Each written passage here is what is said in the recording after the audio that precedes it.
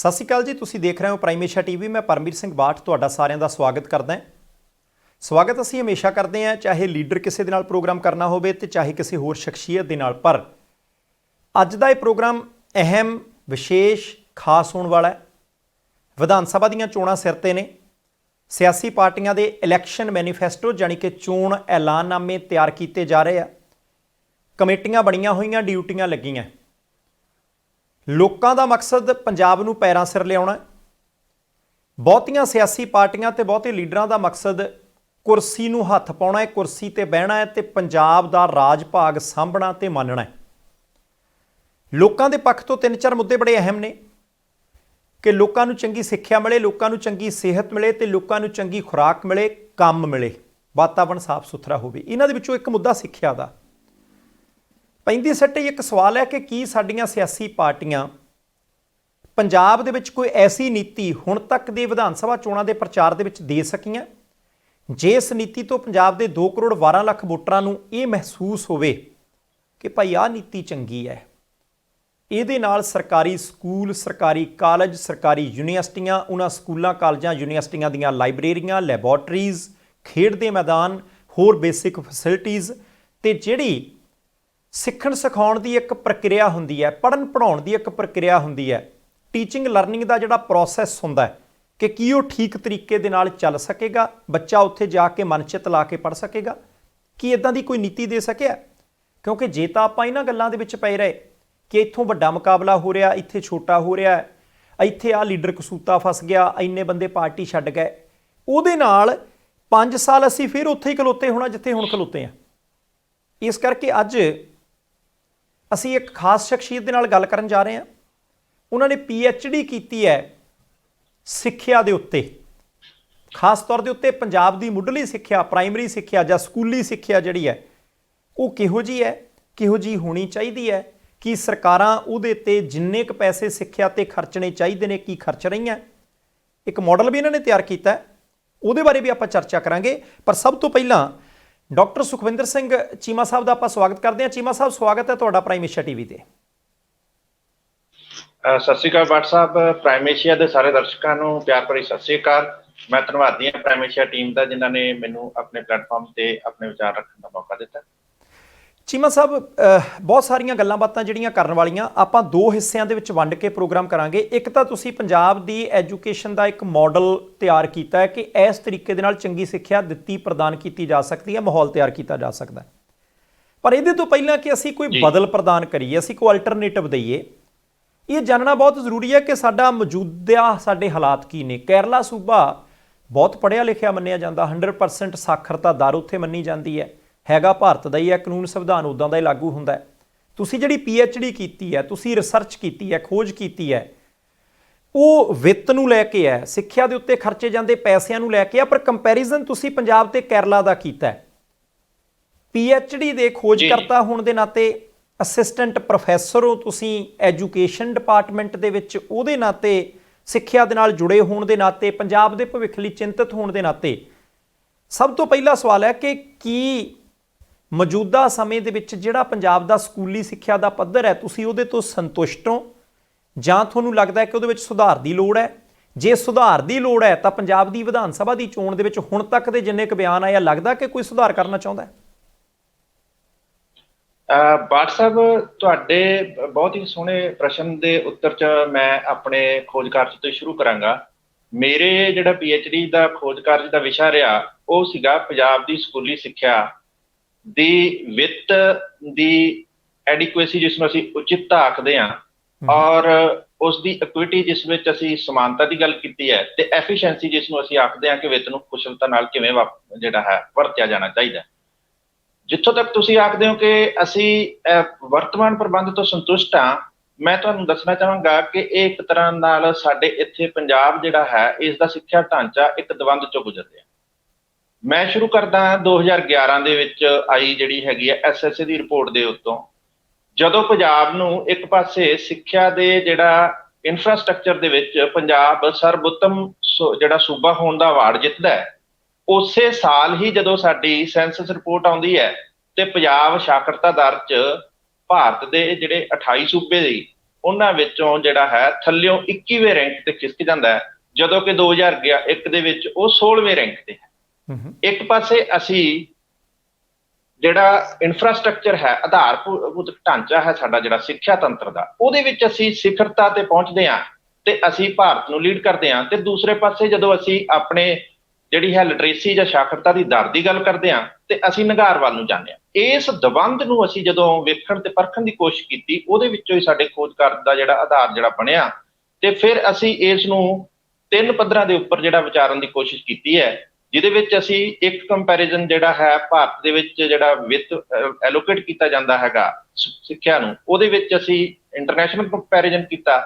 National level ਤੇ ਅਸੀਂ ਸਭ ਤੋਂ ਐਡਵਾਂਸ ਸੂਬੇ ਦੇ ਤੌਰ ਤੇ ਕੇਰਲਾ ਨੂੰ ਸੈਂਪਲ ਲੈ ਕੇ ਅਸੀਂ ਉਹਦੇ ਨਾਲ ਕੰਪੈਰੀਜ਼ਨ ਕੀਤਾ ਔਰ ਫਿਰ ਅਸੀਂ ਪੰਜਾਬ ਦੀ 5 ਈਅਰ ਪਲਾਨ ਦੇ ਵਿੱਚ ਕੀਤੀ ਜਾਂਦੀ ਵਿੱਤੀ ਵਿਵਸਥਾ ਤੇ ਐਨੂਅਲ ਬਜਟ ਦੇ ਵਿੱਚ ਹੋਣ ਵਾਲੇ ਵਿੱਤੀ ਵੰਡ ਜਿਹੜੀ ਹੈ ਅਸੀਂ ਉਹਦਾ ਅਧਿਐਨ ਕੀਤਾ ਹੈਗਾ ਜੀ। ਤਾਂ ਇਹਦੇ ਵਿੱਚੋਂ ਸਾਨੂੰ 2 ਗੱਲਾਂ ਹਾਂਜੀ ਬਸ ਕੋਈ ਨਹੀਂ, ਤੁਸੀਂ ਜਾਰੀ ਰੱਖੋ ਜੀ।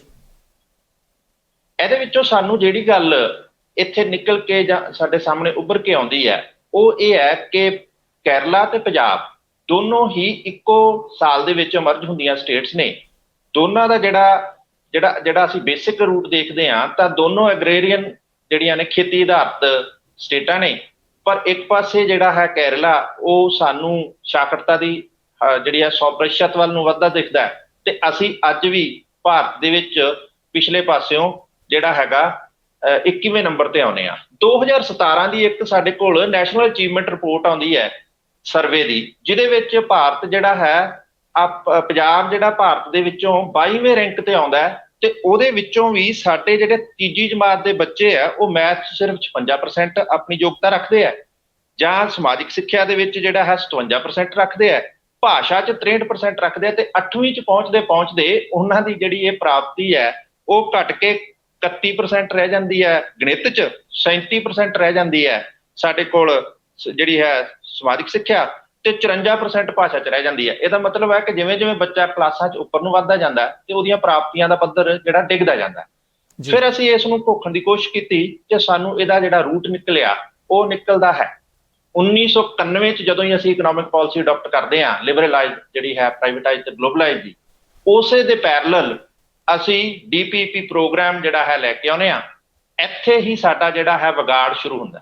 DPP ਪ੍ਰੋਗਰਾਮ ਦੇ ਵਿੱਚ ਅਸੀਂ ਭਾਰਤ ਦੇ ਵਿੱਚੋਂ WTO ਨੂੰ ਜਿਹੜਾ ਹੈ ਵਰਲਡ ਬੈਂਕ ਦੇ ਇੱਕ ਪ੍ਰੋਗਰਾਮ ਦੇ ਵਿੱਚ, ਜਿਹਨੂੰ ਉਹਨਾਂ ਨੇ ਕਿਹਾ ਸਟਰਕਚਰਲ ਐਡਜਸਟਮੈਂਟ ਪ੍ਰੋਗਰਾਮ, ਸਿੱਖਿਆ ਦੇ ਢਾਂਚੇ ਦੇ ਵਿੱਚ ਅਸੀਂ ਤਬਦੀਲੀ ਕਰਨਾ ਚਾਹੁੰਦੇ ਹਾਂ। ਉਹਨਾਂ ਨੇ ਕਿਹਾ ਸਾਨੂੰ ਤੁਸੀਂ ਆਪਣੇ ਜਿਹੜੇ ਹੈਗੇ ਆ ਪਿਛੜੇ ਹੋਏ ਡਿਸਟ੍ਰਿਕਟ ਦੇ ਦਿਓ। ਭਾਰਤ ਦੀ ਸਰਕਾਰ 318 ਡਿਸਟ੍ਰਿਕਟ ਹੈਂਡਓਵਰ ਕਰਦੀ ਹੈ ਤੇ ਪੰਜਾਬ ਉਹਦੇ ਵਿੱਚੋਂ 12 ਡਿਸਟ੍ਰਿਕਟ ਹੈਂਡਓਵਰ ਕਰਦਾ ਹੈ ਤੇ ਉੱਥੋਂ ਜਿਹੜਾ ਹੈ ਨਵਾਂ ਇੱਕ ਪ੍ਰੋਗਰਾਮ ਸ਼ੁਰੂ ਹੁੰਦਾ ਹੈ। DPP ਦੇ ਜਿਹੜਾ ਪ੍ਰੋਗਰਾਮ ਦੇ ਨਾਲ ਹੀ 1992 'ਚ ਸਾਡੀ ਜਿਹੜੀ ਨੈਸ਼ਨਲ ਪਾਲਿਸੀ ਹੈ 1986 ਉਹ ਰਿਵਾਈਜ਼ ਹੋ ਕੇ ਦੁਬਾਰਾ ਲਾਗੂ ਹੁੰਦੀ ਹੈ। ਉਹਦੇ ਵਿੱਚ ਸਾਡੀਆਂ ਜਿਹੜੀਆਂ ਸਕੂਲਾਂ ਦੇ ਆਧਾਰਕ ਢਾਂਚੇ ਦੀਆਂ ਜਿਹੜੀਆਂ ਮੁੱਢਲੀਆਂ ਸ਼ਰਤਾਂ ਨੇ ਉਹ ਬਦਲ ਦਿੱਤੀਆਂ ਜਾਂਦੀਆਂ ਤੇ ਕੇਰਲਾ ਉਸ DPP ਪ੍ਰੋਗਰਾਮ ਨੂੰ ਲਾਗੂ ਕਰਨ ਤੋਂ ਇਨਕਾਰੀ ਹੋ ਜਾਂਦਾ ਹੈ। ਉਹ ਆਪਣੇ ਮਾਡਲ ਤੇ ਟਿਕਿਆ ਰਹਿੰਦਾ। ਥੋੜੀ ਜਿਹੀ ਬ੍ਰੇਕ ਦੇਣਾ ਤੁਹਾਨੂੰ, ਕਿਉਂਕਿ ਇੱਥੋਂ ਹੀ ਇੱਕ ਮੋੜ ਸ਼ੁਰੂ ਹੋ ਜਾਣਾ ਹੈ। ਮੈਂ ਹੁਣ ਤੱਕ ਆਪਣੇ ਪ੍ਰਾਈਮ ਏਸ਼ੀਆ TV ਦੇ ਪਰਿਵਾਰ ਦੇ ਮੈਂਬਰਾਂ ਨੂੰ ਇਹ ਗੱਲ ਕਲੀਅਰ ਕਰਦਾ ਜੋ ਡਾਕਟਰ ਸਾਹਿਬ ਨੇ ਹੁਣ ਤੱਕ ਦੱਸੀ ਹੈ। ਇੱਕ ਰੀਟਾਂ ਚਿਣਦੇ ਹਾਂ ਕਿ ਪੰਜਾਬ ਦੇ ਵਿੱਚ ਜਦੋਂ ਤਾਂ ਅਸੀਂ ਸਰਕਾਰਾਂ ਦੇ ਇਸ਼ਤਿਹਾਰ ਦੇਖਦੇ ਹਾਂ ਤੇ ਉਹ ਕਹਿੰਦੇ ਜੀ ਅਸੀਂ 1 ਨੰਬਰ ਤੇ ਹਾਂ, ਕਦੇ ਸਟਰਕਚਰ 'ਚ, ਮੁੱਢਲੇ ਢਾਂਚੇ 'ਚ, ਪਰ ਜਦੋਂ ਸਾਖਰਤਾ ਦਰ ਦੀ ਗੱਲ ਕਰਦੇ ਹਾਂ ਤੇ ਅਸੀਂ ਪਿਛਾਂਹ ਧੱਕੇ ਹੁੰਦੇ ਹਾਂ। ਜੇ ਸਾਡੇ ਕੋਲੇ ਸਮਾਨ ਹੈਗਾ ਤਾਂ ਉਹਦੀ ਪ੍ਰੋਡਕਸ਼ਨ ਕਿਉਂ ਨਹੀਂ ਨਿਕਲਦੀ, ਫਿਰ ਉਹਦੇ ਨਤੀਜੇ ਉੱਦਾਂ ਦੇ ਕਿਉਂ ਨਹੀਂ? ਜਦੋਂ ਰਿਪੋਰਟ ਤੇ ਨਤੀਜੇ ਵੱਖੋ ਵੱਖਰੇ ਸੀ, ਫਿਰ ਉਦੋਂ ਡਾਕਟਰ ਸਾਹਿਬ ਨੇ PhD ਦਾ ਕੰਮ, ਖੋਜ ਦਾ ਕੰਮ ਸ਼ੁਰੂ ਕੀਤਾ ਕਿ ਕਾਰਨ ਲੱਭੀਏ ਕੀ ਹੈ। ਕਿ ਹਰ ਇੱਕ ਸਰਕਾਰ ਇਹ ਦਾਅਵਾ ਤਾਂ ਕਰੀ ਜਾਂਦੀ ਹੈ ਕਿ ਭਾਈ ਅਸੀਂ ਐਜੂਕੇਸ਼ਨ ਬਹੁਤ ਵਧੀਆ ਕਰਤੀ, ਸਕੂਲਾਂ ਦਾ ਪੱਧਰ ਚੰਗਾ ਕਰਤਾ। ਇੱਕ ਵੀ ਸਰਕਾਰ ਨੇ ਅੱਜ ਤੱਕ ਇਹ ਨਹੀਂ ਕਿਹਾ ਕਿ ਅਸੀਂ ਮਾੜਾ ਕੰਮ ਕੀਤਾ। ਫਿਰ ਵੀ ਅਸੀਂ ਪਛੜੇ ਕਿਉਂ ਆ? ਹੁਣ ਜਦੋਂ ਪਛੜੇ ਹੋਣ ਦੀ ਗੱਲ ਸਾਹਮਣੇ ਆਉਂਦੀ ਹੈ, ਹੁਣ ਬੱਚੇ ਜੇ ਹਿਸਾਬ 'ਚੋਂ ਵੀ ਕਮਜ਼ੋਰ ਨੇ, ਸਮਾਜਿਕ ਸਿੱਖਿਆ 'ਚੋਂ, ਵਿਗਿਆਨ 'ਚੋਂ, ਬਹੁਤ ਸਾਰੇ ਵਿਸ਼ਿਆਂ 'ਚੋਂ ਕਮਜ਼ੋਰ ਹੈ ਤੇ ਜਿੱਦਾਂ ਜਿੱਦਾਂ ਜਮਾਤਾਂ ਉੱਪਰ ਨੂੰ ਜਾਂਦੀਆਂ ਸਾਡੇ ਬੱਚੇ ਕਮਜ਼ੋਰ ਹੋਈ ਜਾਂਦੇ ਆ, ਵੱਧ ਫੇਲ ਹੁੰਦੇ ਆ, ਨੰਬਰ ਘਟੀ ਜਾਂਦੇ ਆ। ਇਹਦਾ ਮਤਲਬ ਹੈ ਕਿ ਢਾਂਚੇ 'ਚ ਕਿਤੇ ਨਾ ਕਿਤੇ ਕਮੀ ਹੈ। ਉਹ ਕਮੀ ਪੂਰੀ ਕਿਵੇਂ ਕੀਤੀ ਜਾਣੀ ਹੈ ਤੇ ਉਹਦੇ ਕਾਰਨ ਕੀ ਸੀ? ਹੁਣ ਡਾਕਟਰ ਸਾਹਿਬ ਨੇ ਕਿਹਾ ਕਿ 1992 ਦੇ ਨੇੜੇ ਉੱਪਰਲੇ ਪਾਸਿਓਂ ਵਿਸ਼ਵ ਪੱਧਰ ਤੋਂ ਇੱਕ ਨੀਤੀ ਆਉਂਦੀ ਹੈ। ਪੰਜਾਬ ਉਸ ਨੀਤੀ ਨੂੰ ਅਡਾਪਟ ਕਰਦਾ ਹੈ, ਜਿਹਦੇ ਕਰਕੇ ਅਸੀਂ ਸਿੱਖਿਆ 'ਚ ਗਰਕੇ ਹਾਂ। ਪਰ ਉਹੀ ਦੇਸ਼ ਹੈ, ਉਹੀ ਕੌਨਸਟੀਟਿਊਸ਼ਨ ਹੈ, ਉਹੀ ਸੰਵਿਧਾਨ ਹੈ, ਉੱਦਾਂ ਦੇ ਲੀਡਰ ਨੇ, ਉਹੀ ਰੁਪਈਆ ਚੱਲਦਾ ਕਰੰਸੀ ਦੇ ਰੂਪ 'ਚ, ਪਰ ਕੇਰਲਾ ਉਹਨੂੰ ਅਡਾਪਟ ਨਹੀਂ ਕਰਦਾ। ਹੁਣ ਕੇਰਲਾ 1992 'ਚ ਨਹੀਂ ਅਡਾਪਟ ਕਰਦਾ, ਪੰਜਾਬ ਅਡਾਪਟ ਕਰਦਾ ਹੈ। ਨਤੀਜੇ ਕੀ ਨਿਕਲੇ ਇੱਕ ਸੂਬੇ ਦੇ ਅਡਾਪਟ ਕਰਨ ਦੇ, ਦੂਸਰੇ ਦੇ ਨਾ ਅਡਾਪਟ ਕਰਨ ਦੇ, ਉਹ ਹੁਣ ਡਾਕਟਰ ਚੀਮਾ ਸਾਹਿਬ ਦੱਸਣਗੇ। ਹੁਣ ਆਓ ਜੀ ਅੱਗੇ। ਬਿਲਕੁਲ ਜੀ ਬਾਟ ਸਾਹਿਬ, ਹੁੰਦਾ ਕੀ ਹੈ ਕਿ ਆਪਰੇਸ਼ਨ ਬਲੈਕਬੋਰਡ 1986 ਦੀ ਜਿਹੜੀ ਹੈ ਸਿੱਖਿਆ ਨੀਤੀ ਦਾ ਜਿਹੜਾ ਮੁੱਖ ਜਿਹੜਾ ਫੀਚਰ ਬਣ ਕੇ ਉੱਭਰਦਾ, ਪਰ ਜਦੋਂ ਹੀ 1992 ਚ ਪਾਲਿਸੀ ਰਿਵਾਈਜ਼ ਕੀਤੀ ਜਾਂਦੀ ਹੈ, ਉਦੋਂ ਉੱਥੇ ਸਟਰਕਚਰਲ ਚੇਂਜ ਲੈ ਕੇ ਆਉਣ ਦੀ ਗੱਲ ਕੀਤੀ ਜਾਂਦੀ ਹੈ। ਜਦੋਂ ਆਪਰੇਸ਼ਨ ਬਲੈਕਬੋਰਡ ਦੇ ਵਿੱਚ ਸਾਡੇ ਕੋਲ ਸਕੂਲ ਦਾ ਜਿਹੜਾ ਕੰਸੈਪਟ ਰੱਖਿਆ ਗਿਆ ਸੀ, ਉੱਥੇ ਅਸੀਂ ਸਕੂਲ ਦੇ ਵਿੱਚ ਮਿਨੀਮਮ ਜਿਹੜੀਆਂ ਸਹੂਲਤਾਂ ਦੇਣ ਦੀ ਗੱਲ ਕਰਦੇ ਸੀ, ਪਰ ਜਦੋਂ ਹੀ DPP ਪ੍ਰੋਗਰਾਮ ਆਉਂਦਾ ਹੈ ਤੇ ਉੱਥੇ ਜਿਹੜਾ ਹੈ ਕੰਸੈਪਟ ਬਦਲਿਆ ਜਾਂਦਾ ਹੈ। ਕੰਸੈਪਟ ਦੇ ਵਿੱਚ ਅਸੀਂ ਕਿਹਾ ਕਿ ਹੁਣ ਅਸੀਂ ਐਜੂਕੇਸ਼ਨ ਨਹੀਂ ਦੇ ਰਹੇ, ਹੁਣ ਅਸੀਂ ਮਿਨੀਮਮ ਲਰਨਿੰਗ ਲੈਵਲ ਡਿਵੈਲਪ ਕਰਨਾ ਹੈ, MLL। ਜੇਕਰ ਬਾਟ ਸਾਹਿਬ ਤੁਸੀਂ ਕਿਤੇ ਪੰਜਾਬੀ ਯੂਨੀਵਰਸਿਟੀ ਦੀ ਕੋਈ ਡਿਗਰੀ ਦੇਖੀ ਹੋਵੇ ਤਾਂ ਉੱਥੇ MLL ਬੜੀ ਵਾਰ ਲਿਖਿਆ ਮਿਲਦਾ, ਖਾਸ ਤੌਰ ਤੇ ਗਿਆਨੀ ਪ੍ਰਭਾਕਰ ਦੀਆਂ ਡਿਗਰੀਆਂ ਦੇ ਵਿੱਚ, ਜਿੱਥੇ ਮਿਨੀਮਮ ਲਰਨਿੰਗ ਲੈਵਲ ਦੀ ਗੱਲ ਆਈ। ਤਾਂ ਇਹਦਾ ਮਤਲਬ ਹੈ ਕਿ ਪਹਿਲੀ ਵਾਰ ਸਰਕਾਰਾਂ ਨੇ ਸਿੱਖਿਆ ਜਿਹੜੀ ਹੈ ਗੁਣਵੱਤਾ ਨੂੰ ਇਗਨੋਰ ਕਰਕੇ ਮਿਨੀਮਮ ਲੈਵਲ ਜਿਹੜਾ ਹੈ ਉਹ ਬੱਚਿਆਂ ਨੂੰ ਦੇਣ ਦੇ ਲਈ ਜਿਹੜਾ ਯਤਨ ਸ਼ੁਰੂ ਕੀਤਾ। ਔਰ ਉਹਦੇ ਵਿੱਚ ਜਿਹੜਾ ਮਾਡਲ ਹੈ ਉਹਦੇ ਵਿੱਚ ਦੋ ਮੇਜਰ ਜਿਹੜੇ ਪ੍ਰਿੰਸਿਪਲ ਜਾਂ ਬੇਸ ਬਣਾਏ ਗਏ। ਇੱਕ ਤਾਂ ਇਹ ਕਿ ਅਸੀਂ ਟੀਚਰ ਅਪੁਆਇੰਟ ਨਹੀਂ ਕਰਾਂਗੇ।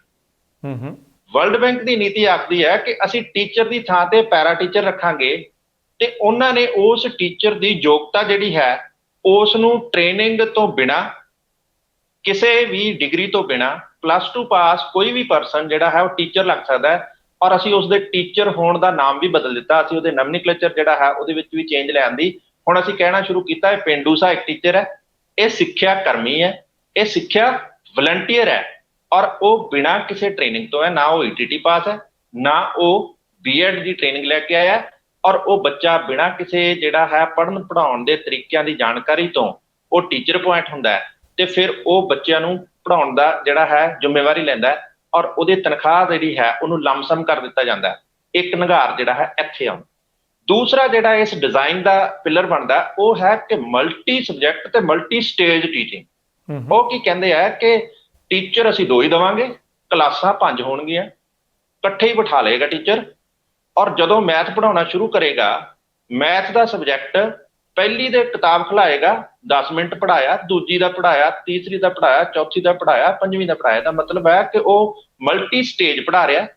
ਹੁਣ ਟੀਚਰ ਜਿਹੜਾ ਹੈ, ਕਿਉਂਕਿ 2 ਹੀ ਟੀਚਰ ਨੇ, ਸਬਜੈਕਟ 6 ਨੇ, 3 ਸਬਜੈਕਟ ਪੜ੍ਹਾਉਣਗੇ, ਤਾਂ ਇਹਦਾ ਮਤਲਬ ਹੈ ਇੱਕ ਟੀਚਰ ਮਿਨੀਮਮ ਜਿਹੜਾ ਹੈ ਇੱਕ ਦਿਨ 'ਚ 15 ਪੀਰੀਅਡ ਲਏਗਾ ਬਾਟ ਸਾਹਿਬ, ਜਿਹੜਾ ਕਿ ਕਿਤੇ ਵੀ ਸੰਭਵ ਹੋਣਾ ਪੋਸੀਬਲ ਨਹੀਂ ਹੈ। 6 ਘੰਟੇ 'ਚ 15 ਪੀਰੀਅਡ ਲੈ ਕੇ ਉਹ ਟੀਚਰ ਕਿਵੇਂ ਜਸਟੀਫਾਈ ਕਰੇਗਾ ਜੀ। ਕੇਰਲਾ ਇਸ ਮਾਡਲ ਨੂੰ ਜਿਹੜਾ ਹੈ ਜਵਾਬ ਦੇ ਦਿੰਦਾ, ਅਸੀਂ ਇਸ ਤਰ੍ਹਾਂ ਦਾ ਕੁਝ ਨਹੀਂ ਕਰਨ ਵਾਲੇ, ਅਸੀਂ ਆਪਣੀ ਸਿੱਖਿਆ ਨੂੰ ਮੈਂ ਇੱਕ ਵਾਰੀ ਫੇਰ ਰੋਕਦਾ, ਮਾਫ ਕਰਨਾ ਕਿ ਤੁਹਾਡੀ ਬ੍ਰੇਕਾਂ ਲਵਾਉਣਾ। ਮੈਂ ਹੁਣ ਸਿਰਫ ਮੈਨੂੰ ਸੀ ਕਿ ਨਾਲ ਦੀ ਨਾਲ ਆਪਣੇ ਦਰਸ਼ਕ ਸਮਝ ਹੀ ਜਾਣ ਕਿ ਪੰਜਾਬ ਨੇ ਜਿਹੜਾ ਮਾਡਲ ਅਡਾਪਟ ਕੀਤਾ ਉਹਦੇ ਵਿੱਚੋਂ ਇੱਕ ਤੁਸੀਂ ਕਹਿਤਾ ਕਿ ਜਿਹੜੇ ਟੀਚਰ ਉਹਨਾਂ ਨੇ ਵਿਸ਼ਵ ਦੇ ਨਿਯਮਾਂ ਦੇ ਮੁਤਾਬਕ ਰੱਖ ਦਿੱਤੇ ਕਿ ਉਹ ਚਾਹੇ ਪੜ੍ਹਾਉਣ ਦੀ ਪੂਰੀ ਯੋਗਤਾ ਰੱਖਦੇ, ਹੁਣ B.Ed ETT ਕੀਤੀ ਨਹੀਂ ਕੀਤੀ, ਜਿੱਥੇ ਉਹਨਾਂ ਨੂੰ ਸਿਖਾਇਆ ਜਾਂਦਾ ਕਿ ਛੋਟੇ ਬੱਚਿਆਂ ਨੂੰ ਤੁਸੀਂ ਐਂ ਪੜ੍ਹਾਉਣਾ ਕਿ ਉਹਦੀ ਲੋੜ ਨਹੀਂ। ਦੂਸਰਾ ਤੁਸੀਂ ਬਹੁਤੇ ਸਬਜੈਕਟ ਪੜ੍ਹਾਉਣੇ ਆ, ਬਹੁਤੀਆਂ ਜਮਾਤਾਂ ਨੂੰ ਪੜ੍ਹਾਉਣੇ, ਇੱਕ ਦਿਨ 'ਚ ਤੁਸੀਂ 15 ਦੱਸਿਆ। ਤੇ ਤੀਸਰੀ ਗੱਲ ਜਿਹੜੀ ਹੈ ਕਿ ਤੁਸੀਂ ਸਾਰੀਆਂ ਜਮਾਤਾਂ ਦੇ ਲਈ ਇੱਕ ਟੀਚਰ ਦੀ ਆਪਾਂ ਨੂੰ ਲੋੜ ਨਹੀਂ, ਤੁਸੀਂ ਇੱਕ ਟੀਚਰ ਬਹੁਤੀਆਂ ਜਮਾਤਾਂ ਹੈਂਡਲ ਕਰ ਸਕਦਾ ਹੈ। ਹੁਣ ਇਹਦਾ ਅਸਰ ਪੰਜਾਬ ਤੇ ਮਾੜਾ ਪਿਆ ਕਿ ਚੰਗਾ? ਨਾਲ ਹੀ ਕੇਰਲਾ ਨੇ ਜੇ ਇਹ ਮਾਡਲ ਅਡਾਪਟ ਨਹੀਂ ਕੀਤਾ, ਉੱਥੇ ਅਸਰ ਮਾੜਾ ਪਿਆ ਜਾਂ ਚੰਗਾ? ਹੁਣ ਤੁਸੀਂ ਇੱਥੋਂ ਅੱਗੇ ਸ਼ੁਰੂ ਕਰ ਦਿਓ ਜੀ। ਕੇਰਲਾ ਇਸ DPP ਪ੍ਰੋਗਰਾਮ ਨੂੰ ਜਿਹੜਾ ਹੈ ਅਡਾਪਟ ਕਰਨ ਤੋਂ ਮਨਾ ਕਰਦਾ ਹੈ, ਔਰ ਉਹ ਆਪਣੇ ਜਿਹੜਾ ਹੈ ਪੁਰਾਣੇ ਬੇਸਿਕ ਮਾਡਲ ਨਾਲ ਚੱਲਿਆ ਜਾਂਦਾ ਹੈ, ਜਿਹਦੇ ਵਿੱਚ ਉਹ ਕਹਿੰਦਾ ਕਿ ਅਸੀਂ 5 ਕਲਾਸਾਂ ਲਈ 5 ਕਮਰੇ ਤੇ 5 ਟੀਚਰ ਦੇਵਾਂਗੇ, ਜਿਸ ਨੂੰ ਉਹ ਕਹਿੰਦੇ ਆ 5-5-5 ਮਾਡਲ ਜੀ। ਔਰ ਉਹ ਆਪਣੇ ਮਾਡਲ ਤੇ ਸਟਿਕ ਕਰਦਾ ਹੈ। ਉੱਥੇ WhatsApp ਕੀ ਵਾਪਰਦਾ ਹੈ ਕਿ ਹਰ ਕਲਾਸ ਨੂੰ ਇੱਕ ਟੀਚਰ ਜਿਹੜਾ ਫਸਟ 'ਚ ਮਿਲਦਾ ਹੈ, ਉਹ 5ਵੀਂ ਤੱਕ ਉਸ ਬੱਚੇ ਨੂੰ ਨਾਲ, ਉਹਦੇ ਬੱਚੇ ਦੇ ਨਾਲ ਅੱਗੇ ਐਡਵਾਂਸ ਹੁੰਦਾ, ਵੱਧਦਾ ਜਾਂਦਾ। ਉਹ ਬੱਚੇ ਨੂੰ ਚੰਗੀ ਤਰ੍ਹਾਂ ਜਾਣਦਾ, ਬੱਚਾ ਆਪਣੇ ਟੀਚਰ ਨੂੰ ਚੰਗੀ ਤਰ੍ਹਾਂ ਜਾਣਦਾ, ਉਹਨਾਂ 'ਚ ਬੜਾ ਅੱਛਾ ਜਿਹੜਾ ਹੈ ਰਿਸ਼ਤਾ ਪਣਪਦਾ, ਔਰ ਉਸ ਰਿਸ਼ਤੇ 'ਚੋਂ ਬੱਚੇ ਦੀਆਂ ਕਮਜ਼ੋਰੀਆਂ ਤੇ ਬੱਚੇ ਦੀਆਂ ਜਿਹੜੀਆਂ ਸਟਰੈਂਥ ਨੇ ਉਹਨਾਂ ਨੂੰ ਜਾਣਦਾ ਹੋਇਆ ਬੱਚੇ ਨੂੰ ਅੱਗੇ ਪ੍ਰਾਪਤੀਆਂ ਵੱਲ ਲੈ ਕੇ ਤੁਰ ਪੈਂਦਾ। ਔਰ ਮੈਨੂੰ ਲੱਗਦਾ ਬਾਟ ਸਾਹਿਬ ਜਦੋਂ ਤੁਸੀਂ ਪ੍ਰਾਇਮਰੀ ਐਜੂਕੇਸ਼ਨ ਲਈ ਹੋਏਗੀ ਤਾਂ ਅਸੀਂ ਇਸੇ ਕਨਸੈਪਟ 'ਚੋਂ ਪਾਸ ਹੋ ਕੇ ਆਏ ਹਾਂ, ਕਿਉਂਕਿ ਮੈਂ ਆਪ ਸਰਕਾਰੀ ਸਕੂਲ ਦਾ ਪੜ੍ਹਿਆ ਹੋਇਆ। ਸਾਡਾ ਜਿਹੜਾ ਟੀਚਰ ਫਸਟ ਸਾਨੂੰ ਲੈ ਕੇ ਤੁਰਿਆ, ਉਹ ਸਾਨੂੰ 5ਵੀਂ ਪਾਸ ਕਰਾਇਆ, ਔਰ ਉਸ ਤੋਂ ਬਾਅਦ ਅਸੀਂ ਅਗਲਾ ਸਕੂਲ ਚੇਂਜ ਕੀਤਾ। ਹੂੰ ਔਰ ਜਦੋਂ ਹੀ 92 ਚ ਆਉਂਦਾ ਅਸੀਂ ਇਹ ਮਾਡਲ ਨੂੰ ਕਲੈਪਸ ਕਰ ਲੈਂਦੇ ਹਾਂ। ਔਰ ਹੁਣ ਸਾਡੇ ਕੋਲ ਕੀ ਹੈ ਕਿ ਬੱਚਾ ਜਿਹੜਾ ਹੈ ਉਹ ਉਸ ਨੂੰ ਇਹ ਨਹੀਂ ਪਤਾ ਕਿ 15 ਮਿੰਟ ਚੋਂ ਕੀ ਸਿੱਖ ਰਿਹਾ। ਉਹਦੀ ਲਰਨਿੰਗ ਜਿਹੜੀ ਹੈ ਸਕਿੱਲ ਉਹ ਜਿਹੜੀ ਹੈ ਨਿਗਰਦੀ ਜਾਂਦੀ ਹੈ, ਪਰ ਅਸੀਂ ਉਸ ਨੂੰ ਸਿੱਖਿਆ ਸਮਝ ਕੇ ਅਸੀਂ ਉਸੇ ਢਾਂਚੇ ਨੂੰ ਅੱਗੇ ਦੀ ਅੱਗੇ ਤੋਰਦੇ ਜਾਂਦੇ ਹਾਂ, ਕਿਉਂਕਿ ਸਰਕਾਰਾਂ ਨੂੰ ਲੱਗਦਾ ਹੈ ਕਿ ਸਾਡੇ ਲਈ ਵਿੱਤੀ ਬੋਝ ਹੁਣ ਘਟ ਗਿਆ ਹੈ, ਟੀਚਰ ਕੁਆਲੀਫਾਈ ਰੱਖਣ ਦੀ ਜ਼ਰੂਰਤ ਨਹੀਂ ਹੈ।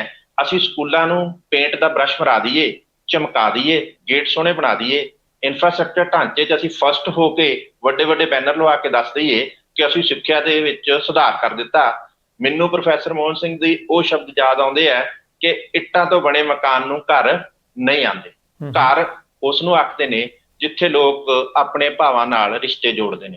ਤਾਂ ਸਾਡੇ ਟੀਚਰ ਕੋਲ ਬੱਚੇ ਨਾਲ ਰਿਸ਼ਤਾ ਜੋੜਨ ਦੀ ਸਮਰੱਥਾ ਨਹੀਂ ਹੈ, ਕਿਉਂਕਿ ਉਸ ਨੂੰ 15 ਜਿਹੜੇ ਹੈ ਪੀਰੀਅਡ ਲੈਣੇ ਨੇ, 6 ਸਬਜੈਕਟ ਪੜ੍ਹਾਉਣੇ ਨੇ ਤੇ 5 ਕਲਾਸਾਂ ਨਾਲ ਉਸਨੇ ਜਿਹੜਾ ਹੈ ਡੀਲ ਕਰਨਾ। ਇਹ ਜਿਹੜਾ ਵੱਡਾ ਇੱਕ ਸਾਡੇ ਇਲਾਕਾ ਜਿਹੜਾ ਉੱਭਰਦਾ ਹੈ। ਅੱਛਾ ਡਾਕਟਰ ਸਾਹਿਬ, ਇਹਦਾ ਮਤਲਬ ਹੈ ਕਿ ਪੰਜਾਬ ਨੇ ਉਹ ਮਾਡਲ ਅਡਾਪਟ ਕੀਤਾ ਤੇ ਅਸੀਂ ਐਜੂਕੇਸ਼ਨ ਸਿਸਟਮ ਤਬਾਹ ਕਰ ਲਿਆ। ਤੇ ਉਹਦਾ ਕਾਰਨ ਕੀ ਸੀ ਕਿ ਜੇ ਅਸੀਂ ਕੁਆਲੀਫਾਈਡ ਰੱਖਾਂਗੇ ਤਾਂ ਉਹਨਾਂ ਨੂੰ 35,000 40,000 50,000 ਤਨਖਾਹ ਦੇਣੀ ਪਊ, ਜੇ ਅਸੀਂ ਸਿੱਖਿਆ ਕਰਮੀ ਰੱਖਾਂਗੇ ਜਾਂ ਹੋਰ ਨਾਮ ਵਾਲੇ ਟੀਚਰ ਰੱਖਾਂਗੇ ਉਹਨਾਂ ਨੂੰ ਅਸੀਂ 8,000 10,000 15,000 ਜਾਂ 21,000 ਦੇ ਉੱਤੇ ਅਸੀਂ ਅੱਧੇ ਪੈਸੇ ਬਚਾ ਲਏ, ਜਾਣੀ ਪੈਸੇ ਬਚਾ ਲਏ, ਭਵਿੱਖ ਖਰਾਬ ਕਰ ਲਿਆ।